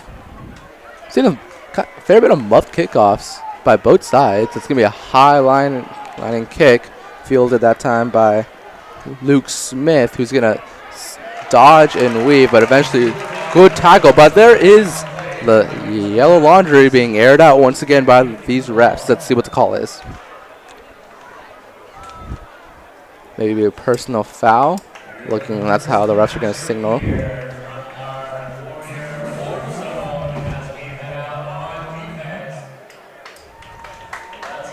So that's going to be a penalty on the Knights. It's going to bring the ball back from what would have been the 34-yard line to the 29. Or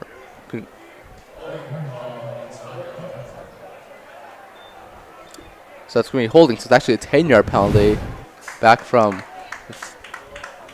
to the 19-yard line with 7:57 left to go in this third quarter. You can see Vanderplug and the rest of the Warrior offense on the sideline there.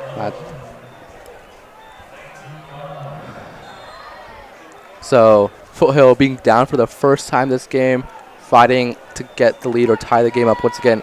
How do you think their offense is going to respond? I think their offense is going to respond by definitely running, because that's what's been strong this game, or like the read option, which they just did. Yeah. But handed off to the main running back. Nathan Gouvy in that time on what seemingly might have been a read option. He's going to get 5 that time, so that's going to be 2nd down and 5 to go.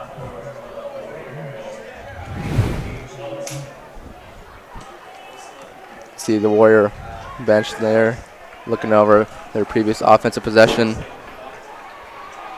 See with takes the snap pass, and that is going to be wrapped up that time really quickly after the catch by Hayden Sanchez. Hayden Sanchez with a great tackle on Jesus Martinez. Marchetti really looked at his first read. Was there the swing pass? And Hayden Sanchez makes a great open field tackle. So 3rd down and 4 to go for the Foothill Knights. Let's see if they will continue their drive with another series here. As you can see, our Warriors student section absolutely packed.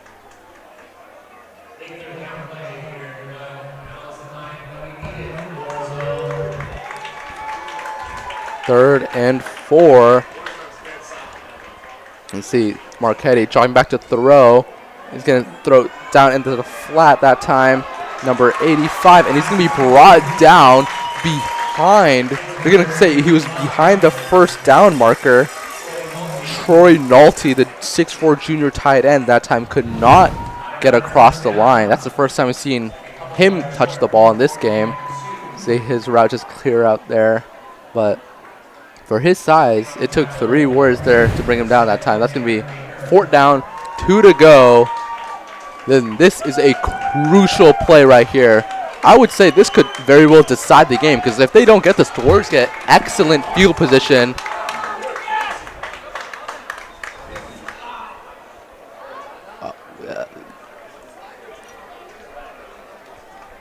And the refs will throw a flag on the field. Or timeout Warriors, not a flag thrown on the field.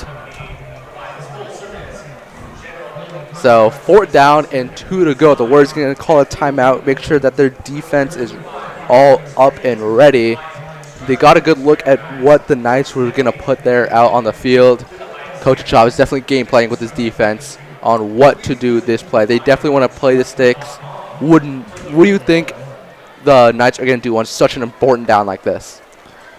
I think they're definitely going to hit the flat route again, or they're going to run the read option, which is very strong, with especially with a fast QB like number 7.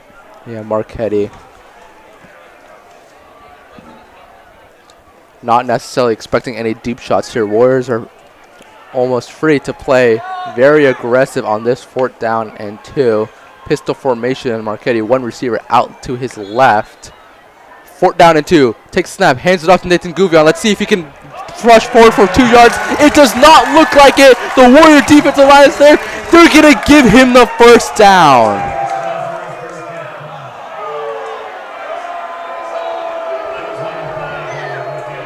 We have seen very, very controversial ball spots by these refs, not just benefiting the Knights, but also the Warriors. We've seen a lot of balls that were marked 1st down when he seemingly didn't come close to crossing the line. I think that might have been an example of it right there.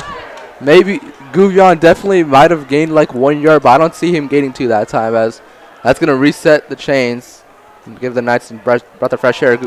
Marquetti driving back to throw. He's going to go deep this time. It's going to be caught.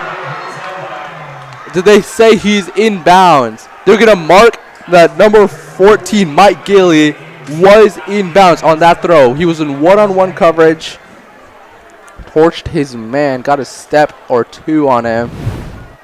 But ball was led too far towards the sideline for him to turn it upfield.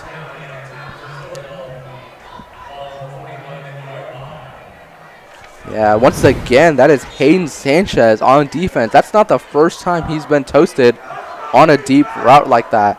And with 5:09 left in this 3rd quarter, and they're still behind, they got to do plays like that, man. Going to be a toss that time to Gouvion. He's going to look to make do of what he can get. Goes for about 5 yards that time. Shut down really quickly by the Warriors defense.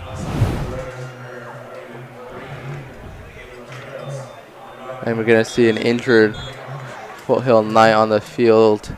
It's going to be his 2nd one this game. Hopefully he is okay. So 4:56 left to go in this 3rd quarter with the ball on the 36-yard line. Knights will be 2nd and 5 when we return from this injury timeout. As you can see, Marquetti driving back to throw. Just hits Gailey in stride that time. He got a foot in bounds. Momentum carried him out. As the Knight walks off the field, assisted by the trainers.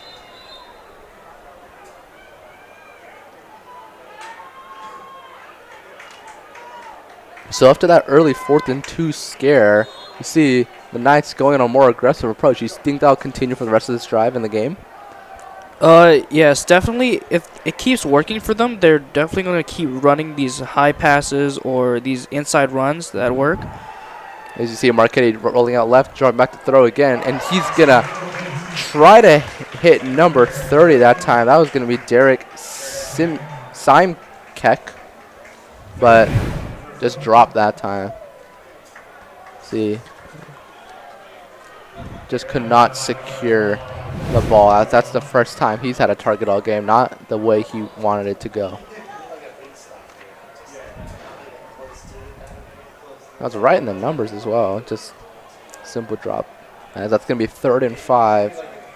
The Warrior defense has not gotten a single sack, or maybe even not even a single QB pressure on Marquetti. He's been having plenty of time to roll out and improvise these plays that we see. Knight in motion. They're going to actually hand it off to Gouvion on this time. Or Marquetti's going to keep it. He has seemingly a free line to the end zone, and he's going to be in for a touchdown by the Foothill Knights. Every time they run this read option, the entire Warrior defense just gets completely fooled. They think Gouvion had the ball. I thought Gouvion had the ball, but by the time everyone realized that Marquetti maintained possession, it was too late. Yeah, on those read options, the D linemen and the left side linebackers need to really surf and watch that QB.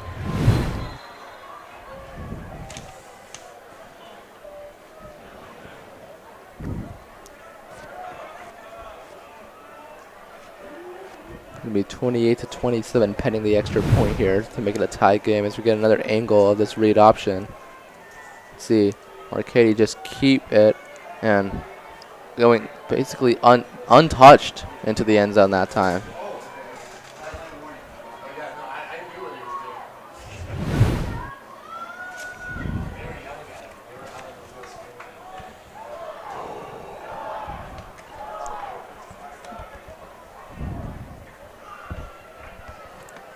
As there's still some confusion on the field. Once again, these referees.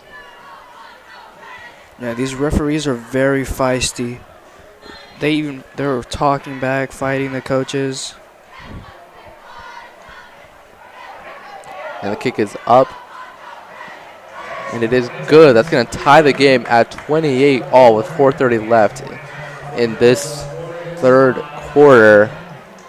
You saw the Warrior defense really do really good early on, forcing a 4th and 2, but then collapse later on in that drive. How do you think this Warrior offense is going to respond to that quick score? I think the Warrior offense is definitely going to pass the ball to Vander Plug or run the ball with Ethan Munt, which is really their only options right now, which is getting them yards. Yeah, we're going to hopefully continue to see the same people touch the ball. It's got them 28 points so far without fail. I don't see any reason for it to stop.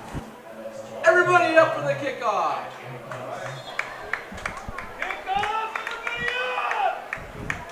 And kick is up, and it is a little bit short that time. Going to let it bounce. Surveying, he's going to cut across the field. Huss looking to make something happen. He breaks through the first layer. He's going down the field, and he's brought down around the 50-yard line. Caleb Huss with an amazing run to secure the offense a good start to the drive. As you can see on the replay here, Caleb Huss letting the ball bounce smartly, knew he couldn't get up to it, cuts the ball across the field. The contain just collapsed, and he's going to run, eventually brought down around midfield. It's going to be officially the 49-yard line, Troy's 49-yard line. You see the wonderful cheerleaders there, hyping up the crowd as they've been doing all game. Two receivers out wide, Kellen Watson, Vander Plug. Be the ball handed off that time by Ethan Munt. Two people got their hands on him in the backfield, but he still managed to get the ball to the line of scrimmage to make it 2nd and 10. 2nd down and 9. They're going to give him a yard. Another generous ball spot.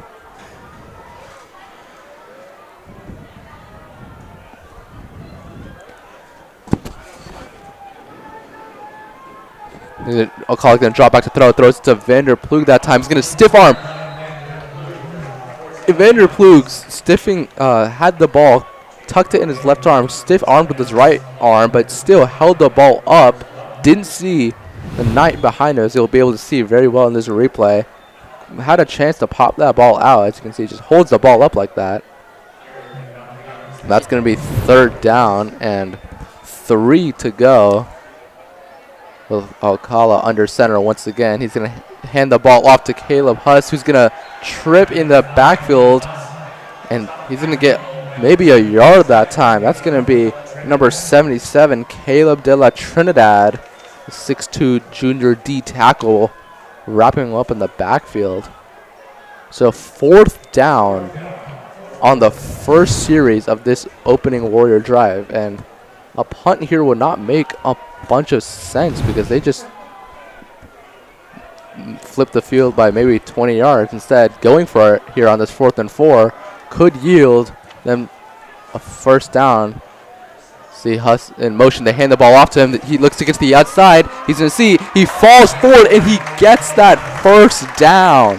So with Chavez rolling the dice on that 4th down play, Caleb Huss really didn't see a lot of good runs in the first quarter, especially by Caleb Huss.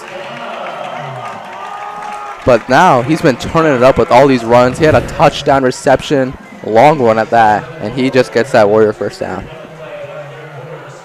See Alcala under center once again. And timeout called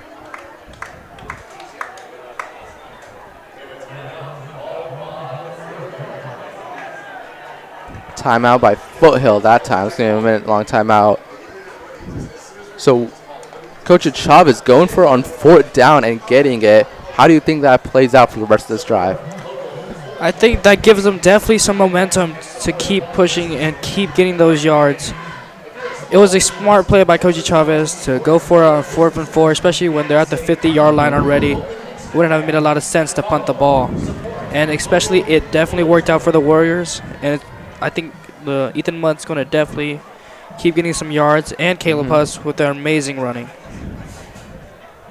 Yeah. You can see our wonderful cheerleaders there once again.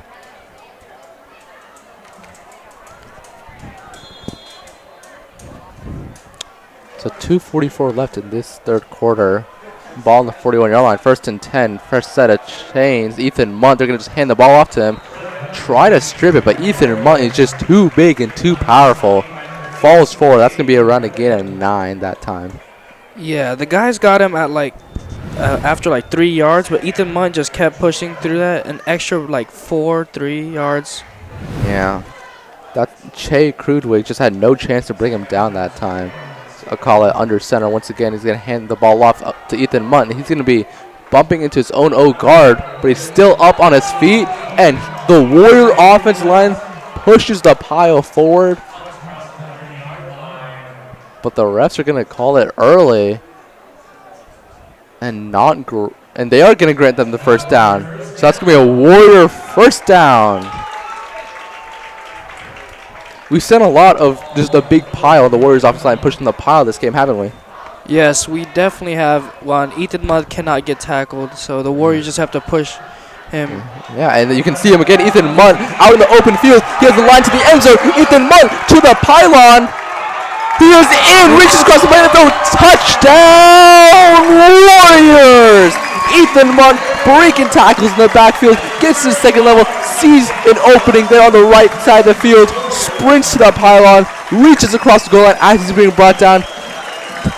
Wonderful run that time by Ethan Mudd. That's going to make it 34-28 Warriors pending the extra point. An amazing run by Ethan Mudd. He cannot go down. He just kept going, breaking tackles and everything. And an amazing block by Vanderploeg helping Ethan Mudd get that touchdown. Caleb Huss up for the extra point here after that electric run by his fellow running back. Hope to split the uprights on this one. Up, and it is good. 35 for the Warriors, 28 for the Knights, 1:42 left in the 3rd quarter. What did we see executed very well that drive by the Warriors? The running was very well for the Warriors, and Ethan Mudd and Caleb Huss had a few amazing runs, especially with that kickoff return with Caleb Huss, which got him at the 50-yard line, and the 4th down. 4th down, 4 conversion. Like Caleb Huss and Ethan Mudd, it was all about them that drive. Hayden Sanchez now ready to kick the ball off back to the Foothill Knights. As I say again. Everybody up for the kickoff.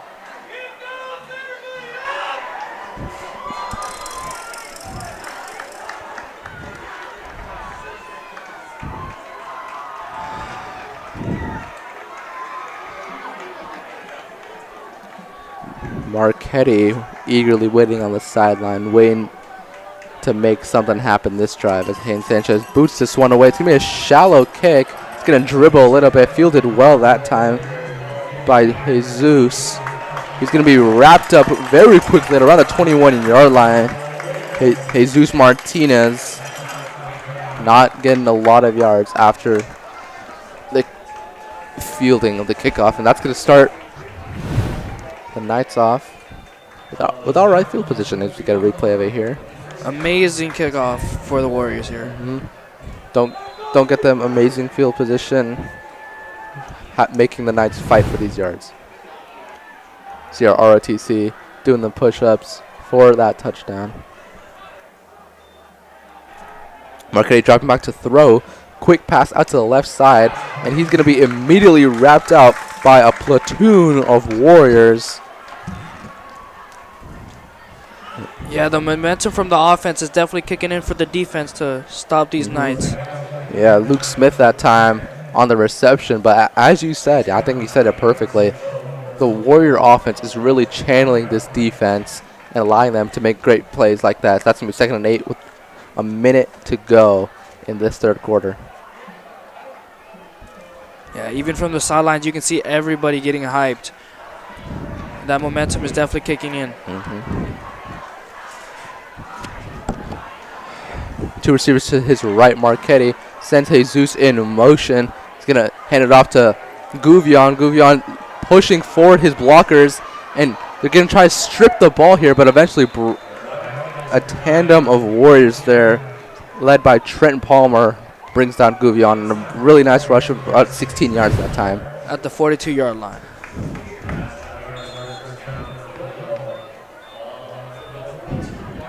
Clock's going to count down from 30 seconds now.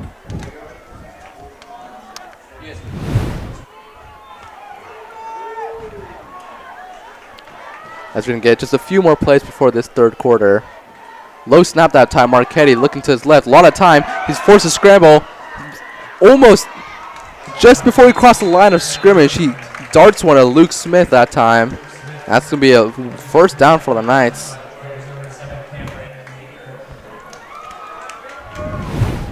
With 11 seconds left to go in this third quarter.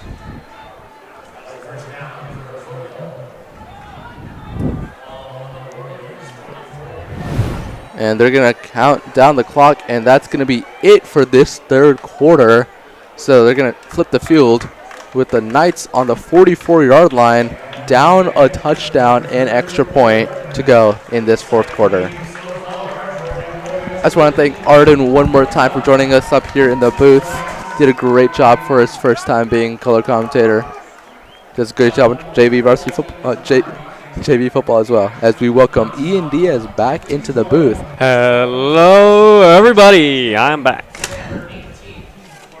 You certainly did miss some action, didn't you? I was right here the whole time. I just couldn't talk about it. Well, so we see. Okay. Well, we got 12 minutes of football left in this tight game. You know what this reminds me of, Ian? It reminds me of those early season games last year, Fountain Valley. Oh, yeah. Those are the good old days. This is these back and forth games with each offense just going at it and scoring every single drive. I mean, we have amazing performances being made by both teams' offense. We have Vanderploeg on one side, and then we have Gino on the other side making runs. And he's throwing passes that are unbelievable.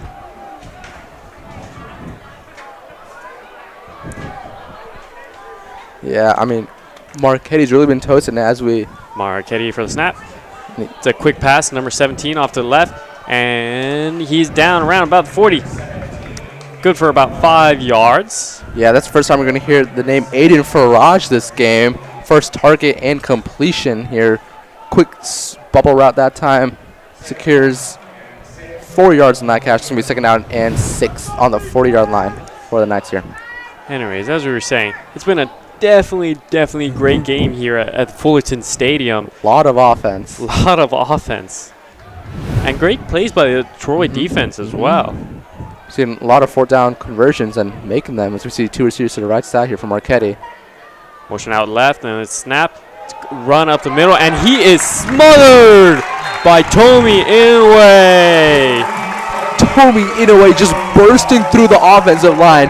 Nathan Gouvion did not know what hit him. Immediately wrapped up and brought down there for a loss of 1 that time. That's going to bring up 3rd and 7.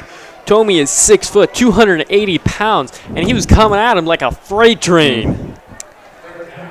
We love to see Tomi Inoue. We've been saying his name a lot, although we haven't seen any sacks from this Warrior defensive line. A lot of tackles for loss and just a lot of just pressure, especially on those runs. As receivers out to his right, 2 receivers out to his right, 2 receivers out to his left. No one in the backfield. There's the snap. He looks to his left immediately, and he's going up the middle for himself, and he's still stumbling. Oh, and he's taken down finally after the first down. round about the 28, 27. Mark Hetty, man, this guy is hard to bring down. As a 6'6", 200-pound quarterback, it takes so many Warriors to bring him down. It's never enough for one man. And that time, saw a prime example of that. He can tuck it and run at any time he pleases. He almost got tied up at the feet, but his legs are so strong that he just tore the hands right off of his feet. Yeah, and we see him line up once again with two series to his left. Looking to one player in the back, one on the right, and it's a little bobble, and he's looking to his right, and it is deflected, but picked up by number 76, a big man. Number 75 catching the tip pass that time. Braden McIntyre. That's probably going to be the highlight of his career that time. Really. Although I'm not sure of the rules in high school football if they'll allow that. It looks like they blew the play dead once Braden caught that ball. That was outstanding defense. He was able to reach out, get his hand on it, make it an incomplete pass. And I think that was Tomi Inoue once again I batting think the ball so down. too.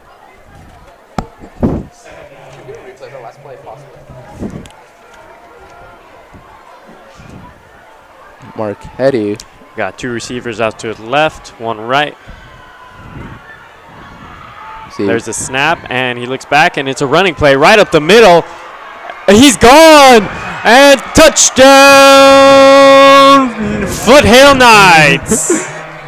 Yeah, you saw Kellen Watts and a few other Warriors blitz off that right side, but that was an inside zone and towards the left side, so there's no one really there in the middle. Once he gets to that second layer where the linebacker should have been, but they were blitzing, it's just easy for him to cut up right, and it's just an open pass to the end zone. That's kind of similar to that Ethan Munt touchdown we saw, except with a little less broken tackles. See, you smoked. You saw right there. He smoked three Warrior defenders. One being Trent Palmer and another being Hayden Sanchez. They were just not fast enough to catch up to him. Extra point up and good. All tied up once again here. We've been saying a lot of offense back in fourth games. This Warrior offense, they have to really kick it up. Or this Foothill defense has to make a stop here, then make another touchdown in order for them to win this game with 9 minutes, 43 seconds on the clock in this last quarter. There you see our wonderful cheerleading team, hyping up the crowd, hyping up our players on the sideline. Repping the Jersey night theme. That's right, with our own Warriors jerseys. Everybody up for the kickoff.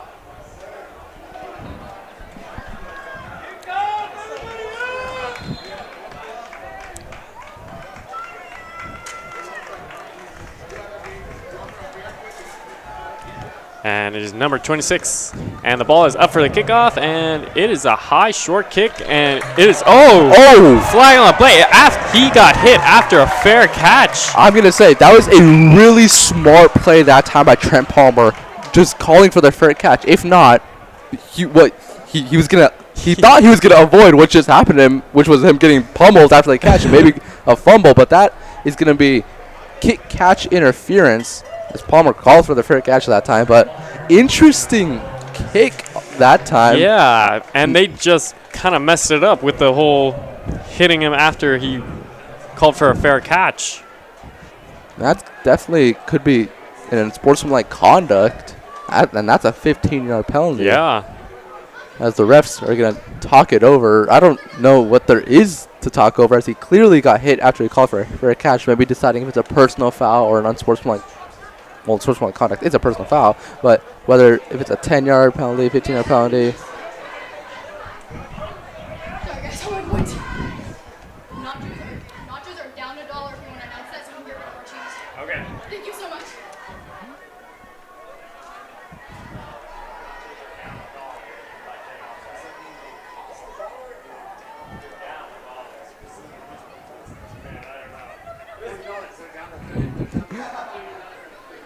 And a little confusion out on the play.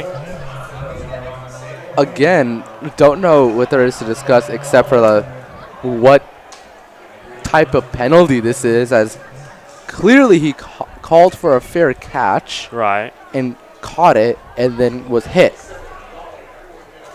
after he called for the fair catch. I'm not sure what the confusion is here.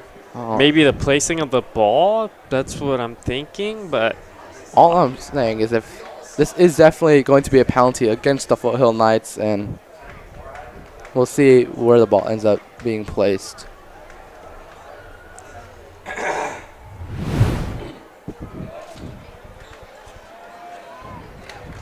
and here we go. Finally, they're going to move the ball up 15 yards, so personal foul, unsportsmanlike conduct on that play. And that's going to start the Warriors in Foothill territory after that interesting decision to make that kickoff. I can't even call that an onside kick. I'm not sure actually. 'Cause that- It was very irregular. Barring a muffed or botched fielding of that kickoff, there is no chance that the Knights could get that without committing some kind of like kick catch interference or illegal touching. Yeah, I don't think the refs should have been as confused as they were.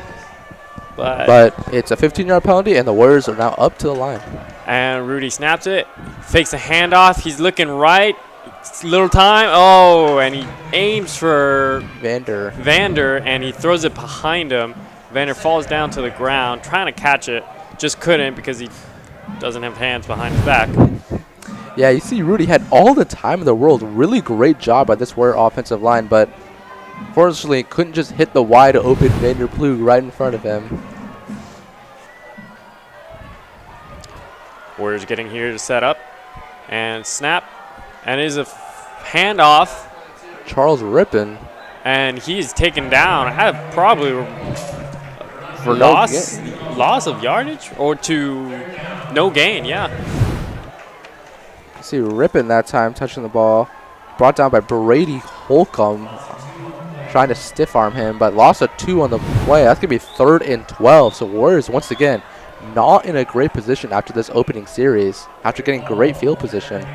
There you see our color guard. Flag bearers running with the Troy flags. Let's see what the Troy offense will cook up here. I'm definitely expecting a pass. You can see Vander Plug lined up on the outside. He's getting extra attention, it seems like, but he's going to be one-on-one. They're going to look his way. There it is, and it is batted down. I'm not sure what that was, folks. That was recovered or caught by number 52, Daniel Aguirre. You're going to get a replay of it here. Oh, okay. Batted down at the line. Right, and then recovered by Daniel. So, twice in 2 drives we've seen a ball batted down and picked up by a big man. Man, just put like... He's a good word, the offensive lineman right there. Man, just put Toby Inoue in the backfield. Just hit the ball off to him at this point. As that's going to be 4th and 14. And isn't this a thing? This is the first punt we have seen all game. Yeah, huh?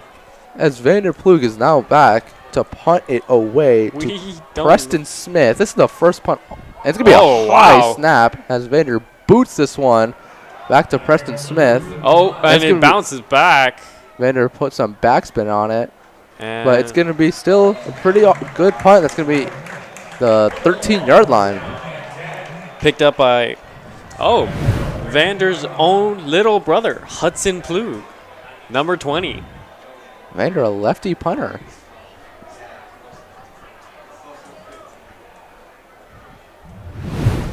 Definitely learning a lot of new things here, folks. Yeah, that has to be... This game has to be one of the fewest amount of punts we've seen in a Warrior game. Yeah.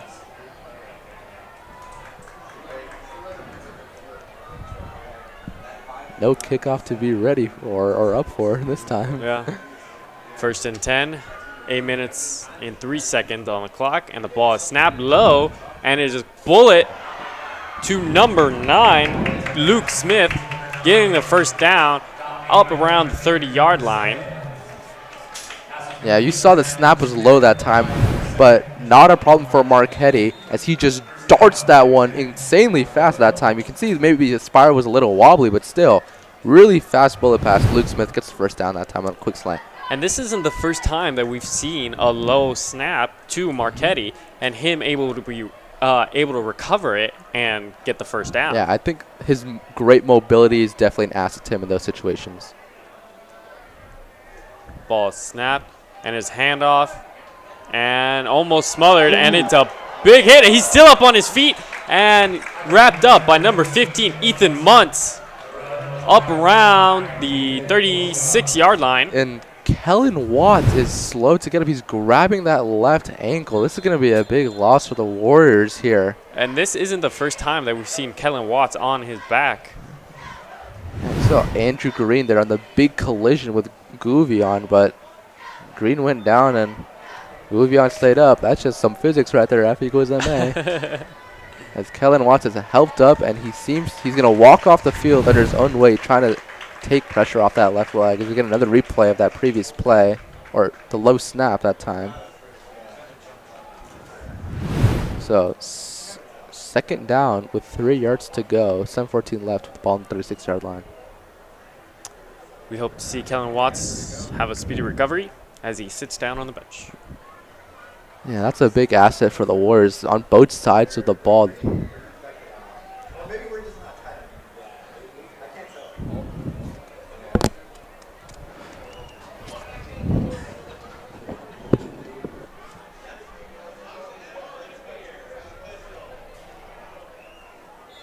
And the play is about to be underway.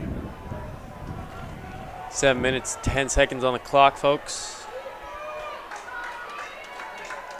Little miscommunication between number 85 and his quarterback. Yeah, Warrior defensive backs are playing very shallow. And ball snap. And Guga's going to drop back throw. He's looking deep at that. One-on-one.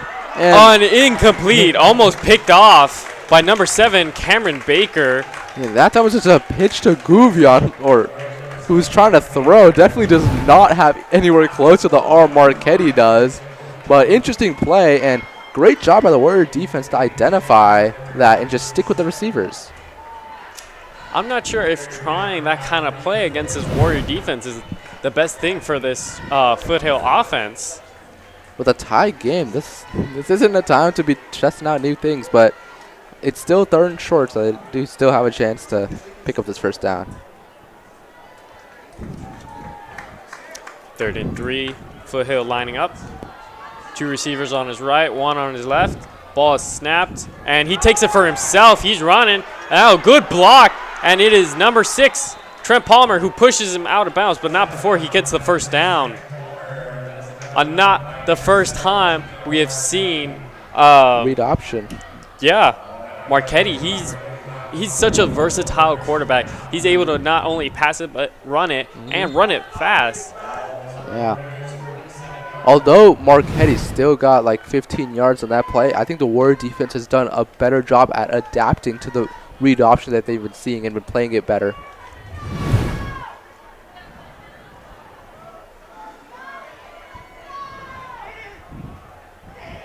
The 2 receivers to his right, similar formation, all of the plays this drive. Snaps, he looks to his right, and almost got it, almost sacked by Tomi Inoue, and he just gets rid of it. That would have been a big play by this Warrior defensive line, still anticipating their first sack. Number 3, Jesus Martinez posted his man. The person guarding him actually tripped and fell, but Marchetti was pressured, forced to roll out right, and could not make the throw. See there in that replay, Tomi, he was able to break through that line and immediately start rushing Marchetti, but fortunately for Marchetti, he has that quick reaction speed, and he was able to roll out to his right and get rid of the ball. Yeah, same formation once again. Gouvion to the left of Marchetti here. Jesus in motion. To the left. And it is a run up the gut, and he's brought down short of first down. That time by Trent Palmer once again. But that run right there, Nathan Gouvion just absolutely shrugged off that first player who made contact, as you can see there. Couldn't see him. who that was. But it made no impact on him as he continued forward with all momentum still going. 6 minutes, 5 seconds on the clock here, folks. 3rd and 5. Big play here for this Warrior defense. Ball is snapped, and he's rolling out right immediately. And he gets rid of the ball. Almost sacked. Once again, pressure by this Troy defense. Just doing an outstanding job. And they're going to keep the offense out there on 4th and 5 here and go for this. This is definitely too far for their kicker. That'd be a 58-yard field goal, which some NFL kickers would definitely be struggling to make. Yeah. But 4th and 5, Marquetti and the rest of the Knights offense staying on the field. Now, Soham, if you were the head coach for this Knights defense, would you go for it or would you make that punt? It's 4th and 5 with a tie game on the 42-yard line. Punting really wouldn't flip the field that much. I agree with this call to go for it. Ball is snapped, and he's taking it for himself again, and they read it, and it looks like he's short. No first down. The Warrior defense did an amazing job. When it finally mattered, they brought down Manketti.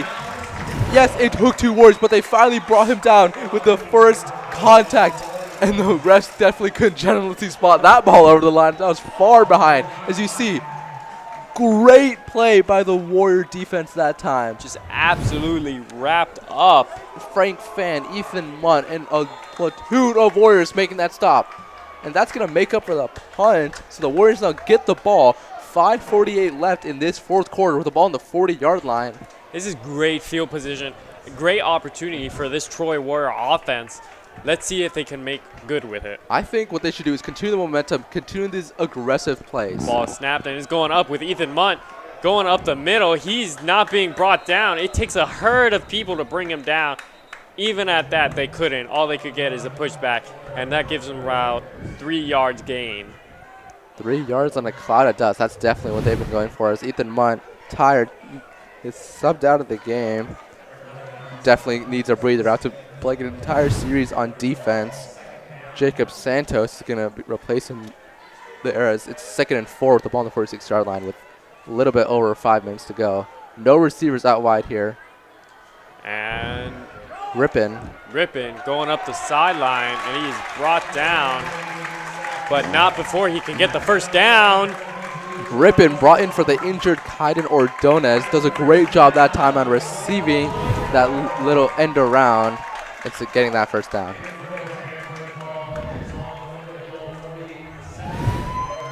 Ball on the 47-yard line now with a new set of chains to play with for this Warrior offense. 4 minutes, 50 seconds left on the clock. I think you continue with this, just pummeling them with the ground game as they only have 1 receiver out wide again. And there it is. Almost caught back, and he's brought down around about the line of scrimmage, but not before he's pushed back. 24, Jacob Santos coming in for Ethan Munt with a rush that time. Try to use him like Ethan Munt. Definitely isn't like the player Ethan Munt is. Jacob Santos is a great fullback, but Ethan Munt is insane at just hugging those legs and fighting for 4 yards. They give Santos, though, a yard on that play, although the forward progress is pretty generous on that. It is. I thought he got stopped at the line of scrimmage. The same formation. Where's trying to burst the Vanderploeg out right, and it is for Vanderploeg. Gets a short pass, and he bulldozes over him, and he gets the first down. Vanderploeg not phased by Andrew Arizola in his face that time. He's like, who are you? Excuse me, you're in my way. Shoves him out, and that after that quick out route, it's going to be a Warrior first down. Just absolutely demolished him. As we saw in an earlier play at the touchdown area. 1st and 10, ball on the 31-yard line. The offense is definitely feeling it. The student section's feeling it.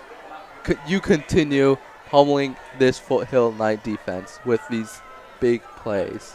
All right, 35-35.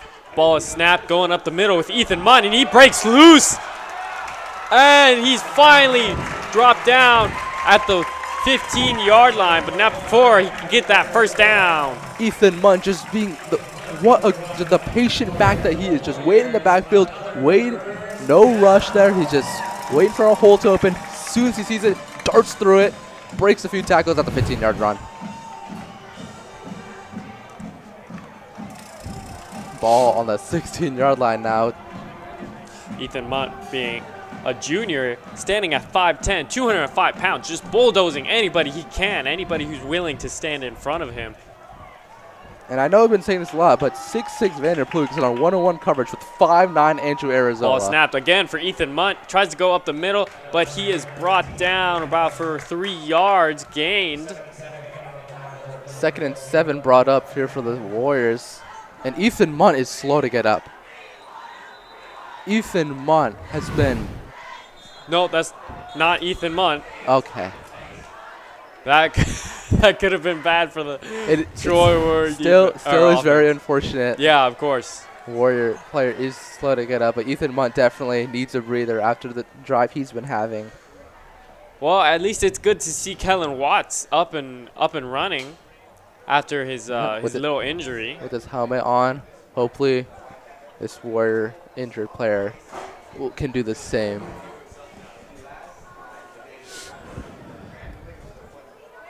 Trainer's still working on him, but 35-35, 2nd and 7, ball on the 13-yard line.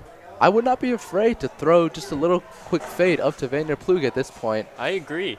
We've always seen Vanderploeg go in for those corner routes, and he's able to reach up and get them because he is 6'6". He has 9 inches of height differential between him and Arizona, the safety guarding him. As you can see, the Warrior offense and line, Stephen Logwood, Ethan Munt, and the rest. The Warrior offense as... I can't see who it is, folks. He's walking under his own weight. That's going to be... Oh, it's Caleb Huss. Caleb Huss. A little gas from Soham Dev. Caleb Huss has had an incredible season, not just this game, but he's thankfully walking under his own weight. Going to sit out for this drive, that's for sure, but hopefully he's back on the next one.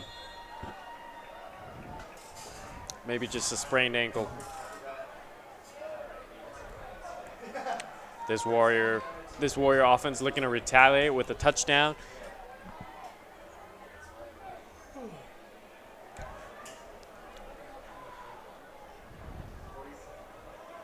And here we go. And it is a handoff to number 22, Rippin, and he's ripping down the field. He's pushing, he's shoving, and oh, he is just a little short of the touchdown. Gonna mark him at the 1-yard line. Charles Rippin is not to be underestimated here, folks. He has clearly proven that he deserves to be on that field with all the rest of the greats. There you can see he cuts left and then cuts right up the middle, and then he's brought down about the 1-yard line. As it's going to be a Warrior first down, so 4 tries to get into the end zone from the 1-yard line. And we saw this similar position as the Warriors are taking their time smartly with 1 minute and 30 seconds and counting. They're looking to burn as much clock as possible here. Foothill does have 2 timeouts, and we'll see how they choose to use them. Oh, tush push! And he's in. It's a touchdown, Warriors! Rudy Alcala! Rudy Alcala rushing touchdown. He had 1 of those all of last year, and it came in a very similar position with the QB sneak, but Rudy Alcala getting that tush push into the end zone. So that's going to make it 41-35, pending this very important extra point here to make it a 7-point game. And who's going to kick it if Caleb Huss is injured? It's going to be Hayden Sanchez. Yeah. Who's going to kick this extra point. It's going to be the first extra point he's attempted all day. He is the kickoff specialist. That's very important. High snap. Akun it's faked. Akun has to look to throw it. Oh, it's demolished. It's fumbled. Oh, it's just blown to pieces. Oh, great try by the Warrior special teams, but it just didn't quite. Was not a design fake. That was just a high snap.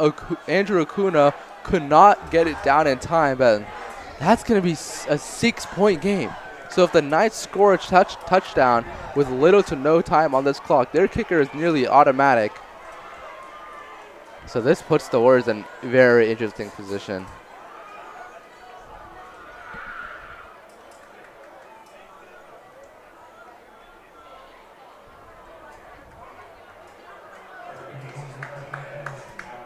Haynes.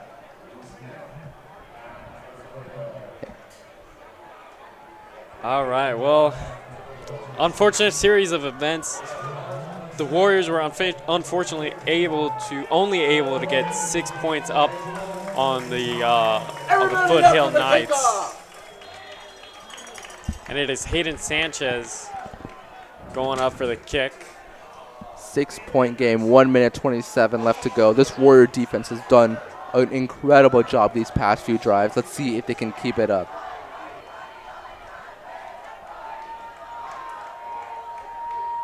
And it's a boomer. Ooh, it's and it goes out of bounds. not the start that this Warrior defense wanted to see. That's going to be the second kickoff out of bounds. Would have been a third, but that other one was called back. But the Knights will start the ball at the 40-yard line with 1:27 to go. They have 2 timeouts. So do the Warriors. This drive Decides really, the game. Yeah, it decides the game. I mean, Marchetti really needs to pick it up, and if Troy wants to see a victory here, the defense, they've got to stop everything that is getting thrown at them. And although it's just 1:27, that's not that little time. So they don't necessarily have to go for the deep shot right away, but we do see Warriors having 3 safeties back as they play press coverage this time. And he's rolling out to his right. It looks like he's going to take it and run, and he does. Only a gain for about 3 yards. But does get out of bounds to stop the clock. Yep. That's maybe a 6-second play that time. 1 minute, 21 seconds left on this Warrior and Knight game. 41 Warriors, 35 Knights. Both teams have 2 timeouts. So 1 minute and 21 seconds can be a lot of time if you use it correctly and wisely. See the crowd chanting defense. Trips left for the Knights here. Hayden Sanchez in press coverage. Ball is snapped. He looks to his right immediately. Oh, and in between defenders. He's cutting in and out. And what a pass made by Marchetti. They're trying to speed this up and get to the line. Yeah, Nathan Gouvion that time on a little skinny post on the right side of the field. And the Knights are trying to be as quick as possible getting back to the line. And they might get caught with 12 men on the field. Same exact play. And, oh, big hit! Oh, fumble! Oh, my God. Incomplete. Incredible hit. That might be the hardest hit I've ever seen in my commentary days, but it came just a second too early for it to be considered a fumble. As that time, it was number 7, Cameron Baker, demolishing the receiver.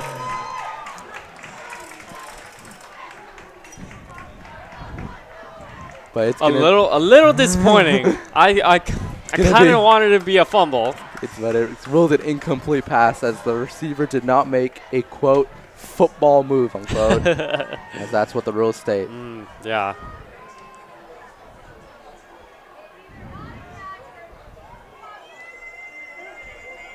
As the refs are discussing, they could be discussing possession of the ball, but the Warrior defense is out there alongside the Knight offense.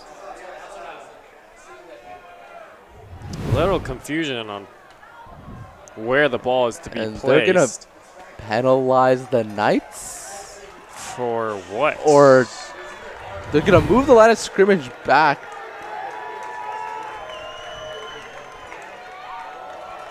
To where it was.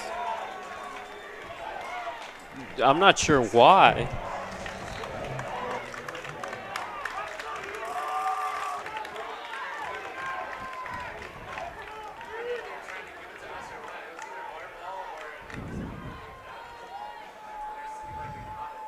So the refs originally decided that it was a fumble recovered by the Warriors, but they reversed that ruling, moved the line of scrimmage back to where it was ruled an incomplete pass. 58 seconds left, ball on the 42-yard line, 2 timeouts either side. Marchetti. Could be a running play here. Crowd is loud. And it's not. He looks left immediately. It's a bullet pass to number 9, and he's taken down. He's not taken down. He's still going at the 20-yard line. Luke Smith that time. For the first down. 51 seconds left on this clock. They are running to the line. I'm not sure why. They have a lot of time. It's the Warriors now decide. Timeout by the Foothill Knights. I disagree heavily with that timeout right there. I agree. They're coming off of a hot play. I don't think they should be slowing down with that timeout. I don't think they should call timeout. I think they should go back into the huddle, wind down the clock a little bit because they have 41 seconds. They don't want to score with too much time left on the clock. But, man, that botched extra point will definitely come back to haunt them. Yep. They could win with a 1-point lead.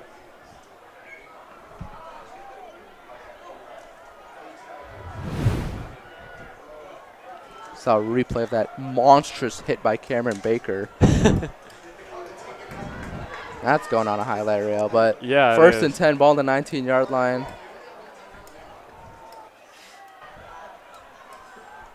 51 seconds left. Trips 5 wide with 3 receivers to the right side. The Warriors cannot stop the pass here. Marchetti's definitely going to look at a quick throw ball right here. Snapped. He's looking to his right. He's looking to his left. He looks in the middle. Oh, and he hits the foot of number 30 for that bullet pass. So it just did not work. The linebackers on Troy are nowhere to be seen guarding the middle of the field, as they know that's where the routes are going to go, as they don't have to target the sideline here. They were trying to pull off another play that was similar to the one that got him this lead, but unfortunately, Marchetti just threw it behind him to his heel, his Achilles heel. No pun intended. Crowd is loud. 4 receivers out wide. Ball snapped. He's looking to his right. He's looking in the middle. Almost sacked. He's taking it in for himself, folks. And he is pushed out of bounds by number 43. Caleb Quiros, the anchor of this defense. That's going to stop the clock, which is good for the Warriors, actually. As, listen, on offense on the Warriors, 6'6" Vander Plug alongside Kellen Watts on the other side. We haven't seen a lot of Kingston Watts. No, we haven't. Known if he touched the field, but he is also 6'4" and a freak of nature when it comes to being an athlete. So it does not take a lot of time for the Warriors to score, but they're definitely going to double Vander. But first, the Knights have to score here as they go 5 wide with 3 receivers to the right side. Once again, it's a big play coming up here, and the ball is snapped, and it is a lob to number 5, and he is brought down by, again, Quiros. Caleb Quiros. He got offered by Willamette University recently on a football scholarship. As Coach Chavez says, he is the anchor of the defense. He's calling out the offensive plays, making adjustments. And there's going to be a timeout called by the Warriors. A turn of events here. Timeout Knights. That's going to be the last timeout. My apologies. Oh, that's an interesting way to use your timeouts. This head coach Doug Case for the Foothill Knights has been doing a great job with the play calling, but the game management decisions, we'll see how they play out.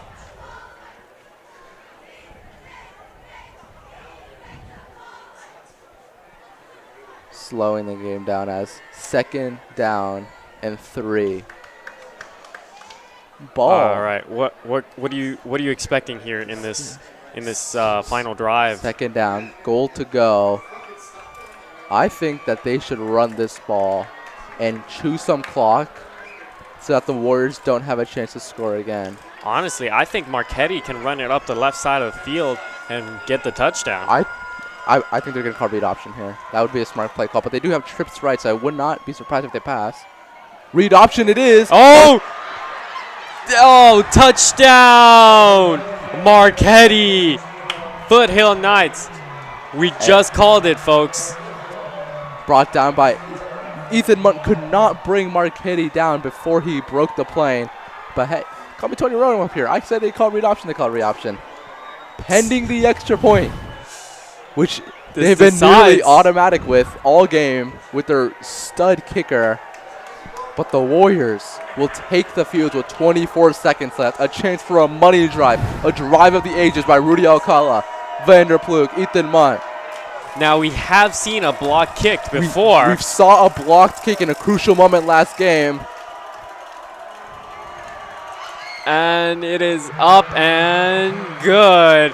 Score is 42-41, 24 seconds on the clock. 24 seconds, 2 timeouts. So you do not have to target the sideline here. What you can do is you can put 4 receivers out wide, have maybe Vanderplug, Kilowatts each on the outside, but you could have, if he's okay to play, you could have like a Caleb Huss or another receiver little in those slot positions to have crossing routes to confuse the defense and maybe clear for a long, deep pass. Now, this is the dream play. This happens if the Knights completely bungle their defensive play. Everybody up for the kickoff! The final kickoff of the game, folks. 24 seconds left to go. It's looking tough for the Warriors, but interesting to see what the Knights do with this kickoff. Very slim chance to decide to squib it to kill some clock, as there is 24 seconds. But he's most likely going to boot this to his best ability. Oh, they do decide to squib it. It's going to be fielded.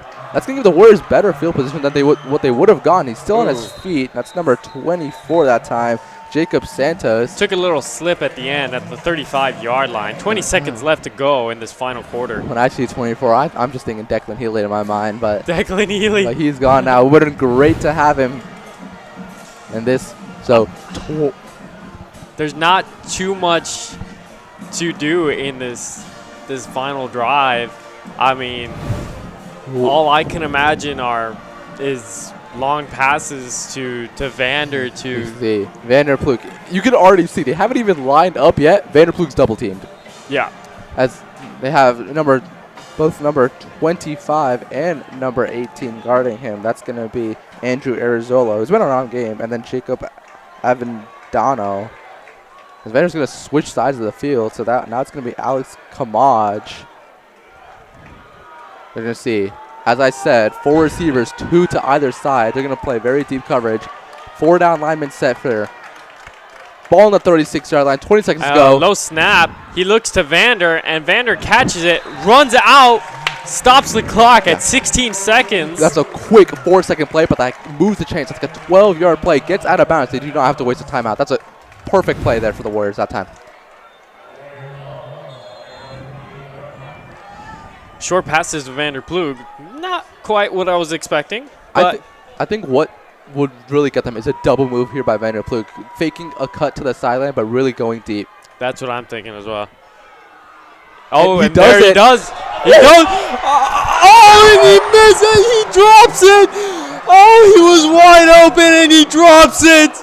Oh, you can see the disappointment in his face from up here in the box. They call me Tony Romo. He did exactly what we said he was going to do. He did a double move. He was wide open. Just drops it. Oh, perfect play. And he drops it. That could have decided the games, folks. Now it's 10 seconds left on the clock. Oh, it is 2nd down and 10. Tragic, just absolute tragic. Vanderplug was wide open. It would have been a touchdown. That is so irregular to see from Vanderplug. That is the first drop we've seen of him all game. He dropped quite a few passes last game against Fullerton, but we haven't seen any of this game. As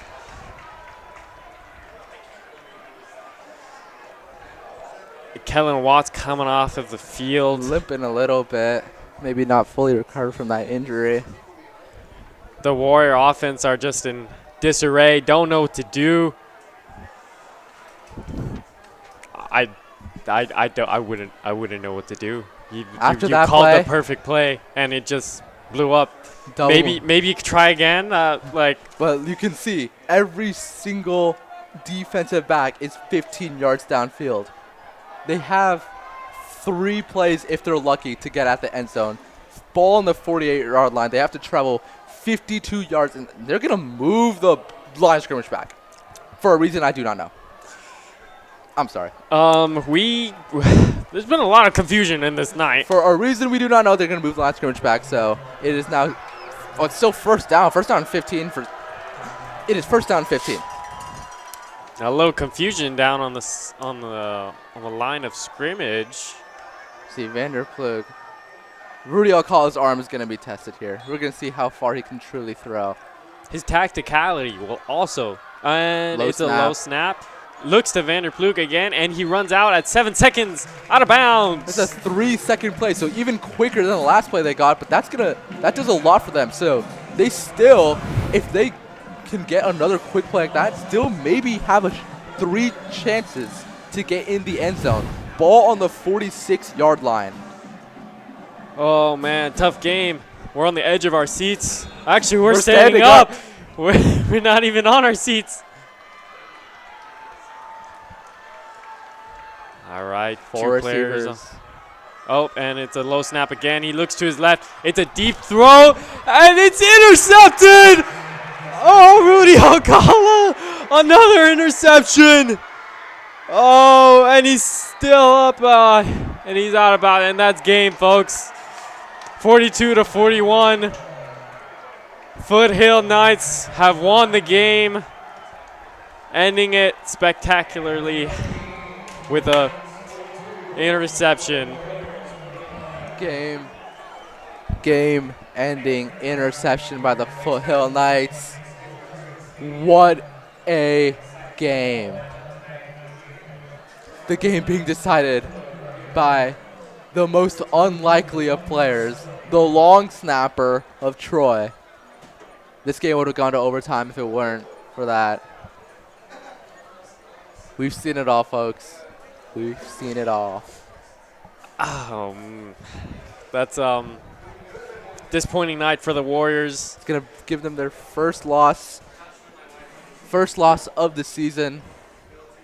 So Warriors are now 3-1. Foothill improves to 3-1. Can you guys get the announcer camera? It's been an excellent game, folks. Here we are. I'm Ian Diaz. Myself, Sam Dev, and thank you for joining us for this incredible matchup between the Troy Warriors and the Foothill Knights. It's been a long, long game, and it ends in tragedy for the Warriors. Final score 41, Troy, Foothill 42. We'd like to thank everyone associated with Troy High School here, all the administration, the staff, principal Dr. Minster, assistant principal Lance Fletcher, assistant principal Jeffrey Patchett, all of us here at Omnia, Mr. Knowles, Zach, Daniel, and the entire crew, all the camera personnel, all the replay, everyone. We'd like to thank all the fans in attendance who made this atmosphere what it was. And folks, that's all she wrote. Thank you for joining us. Have a good night.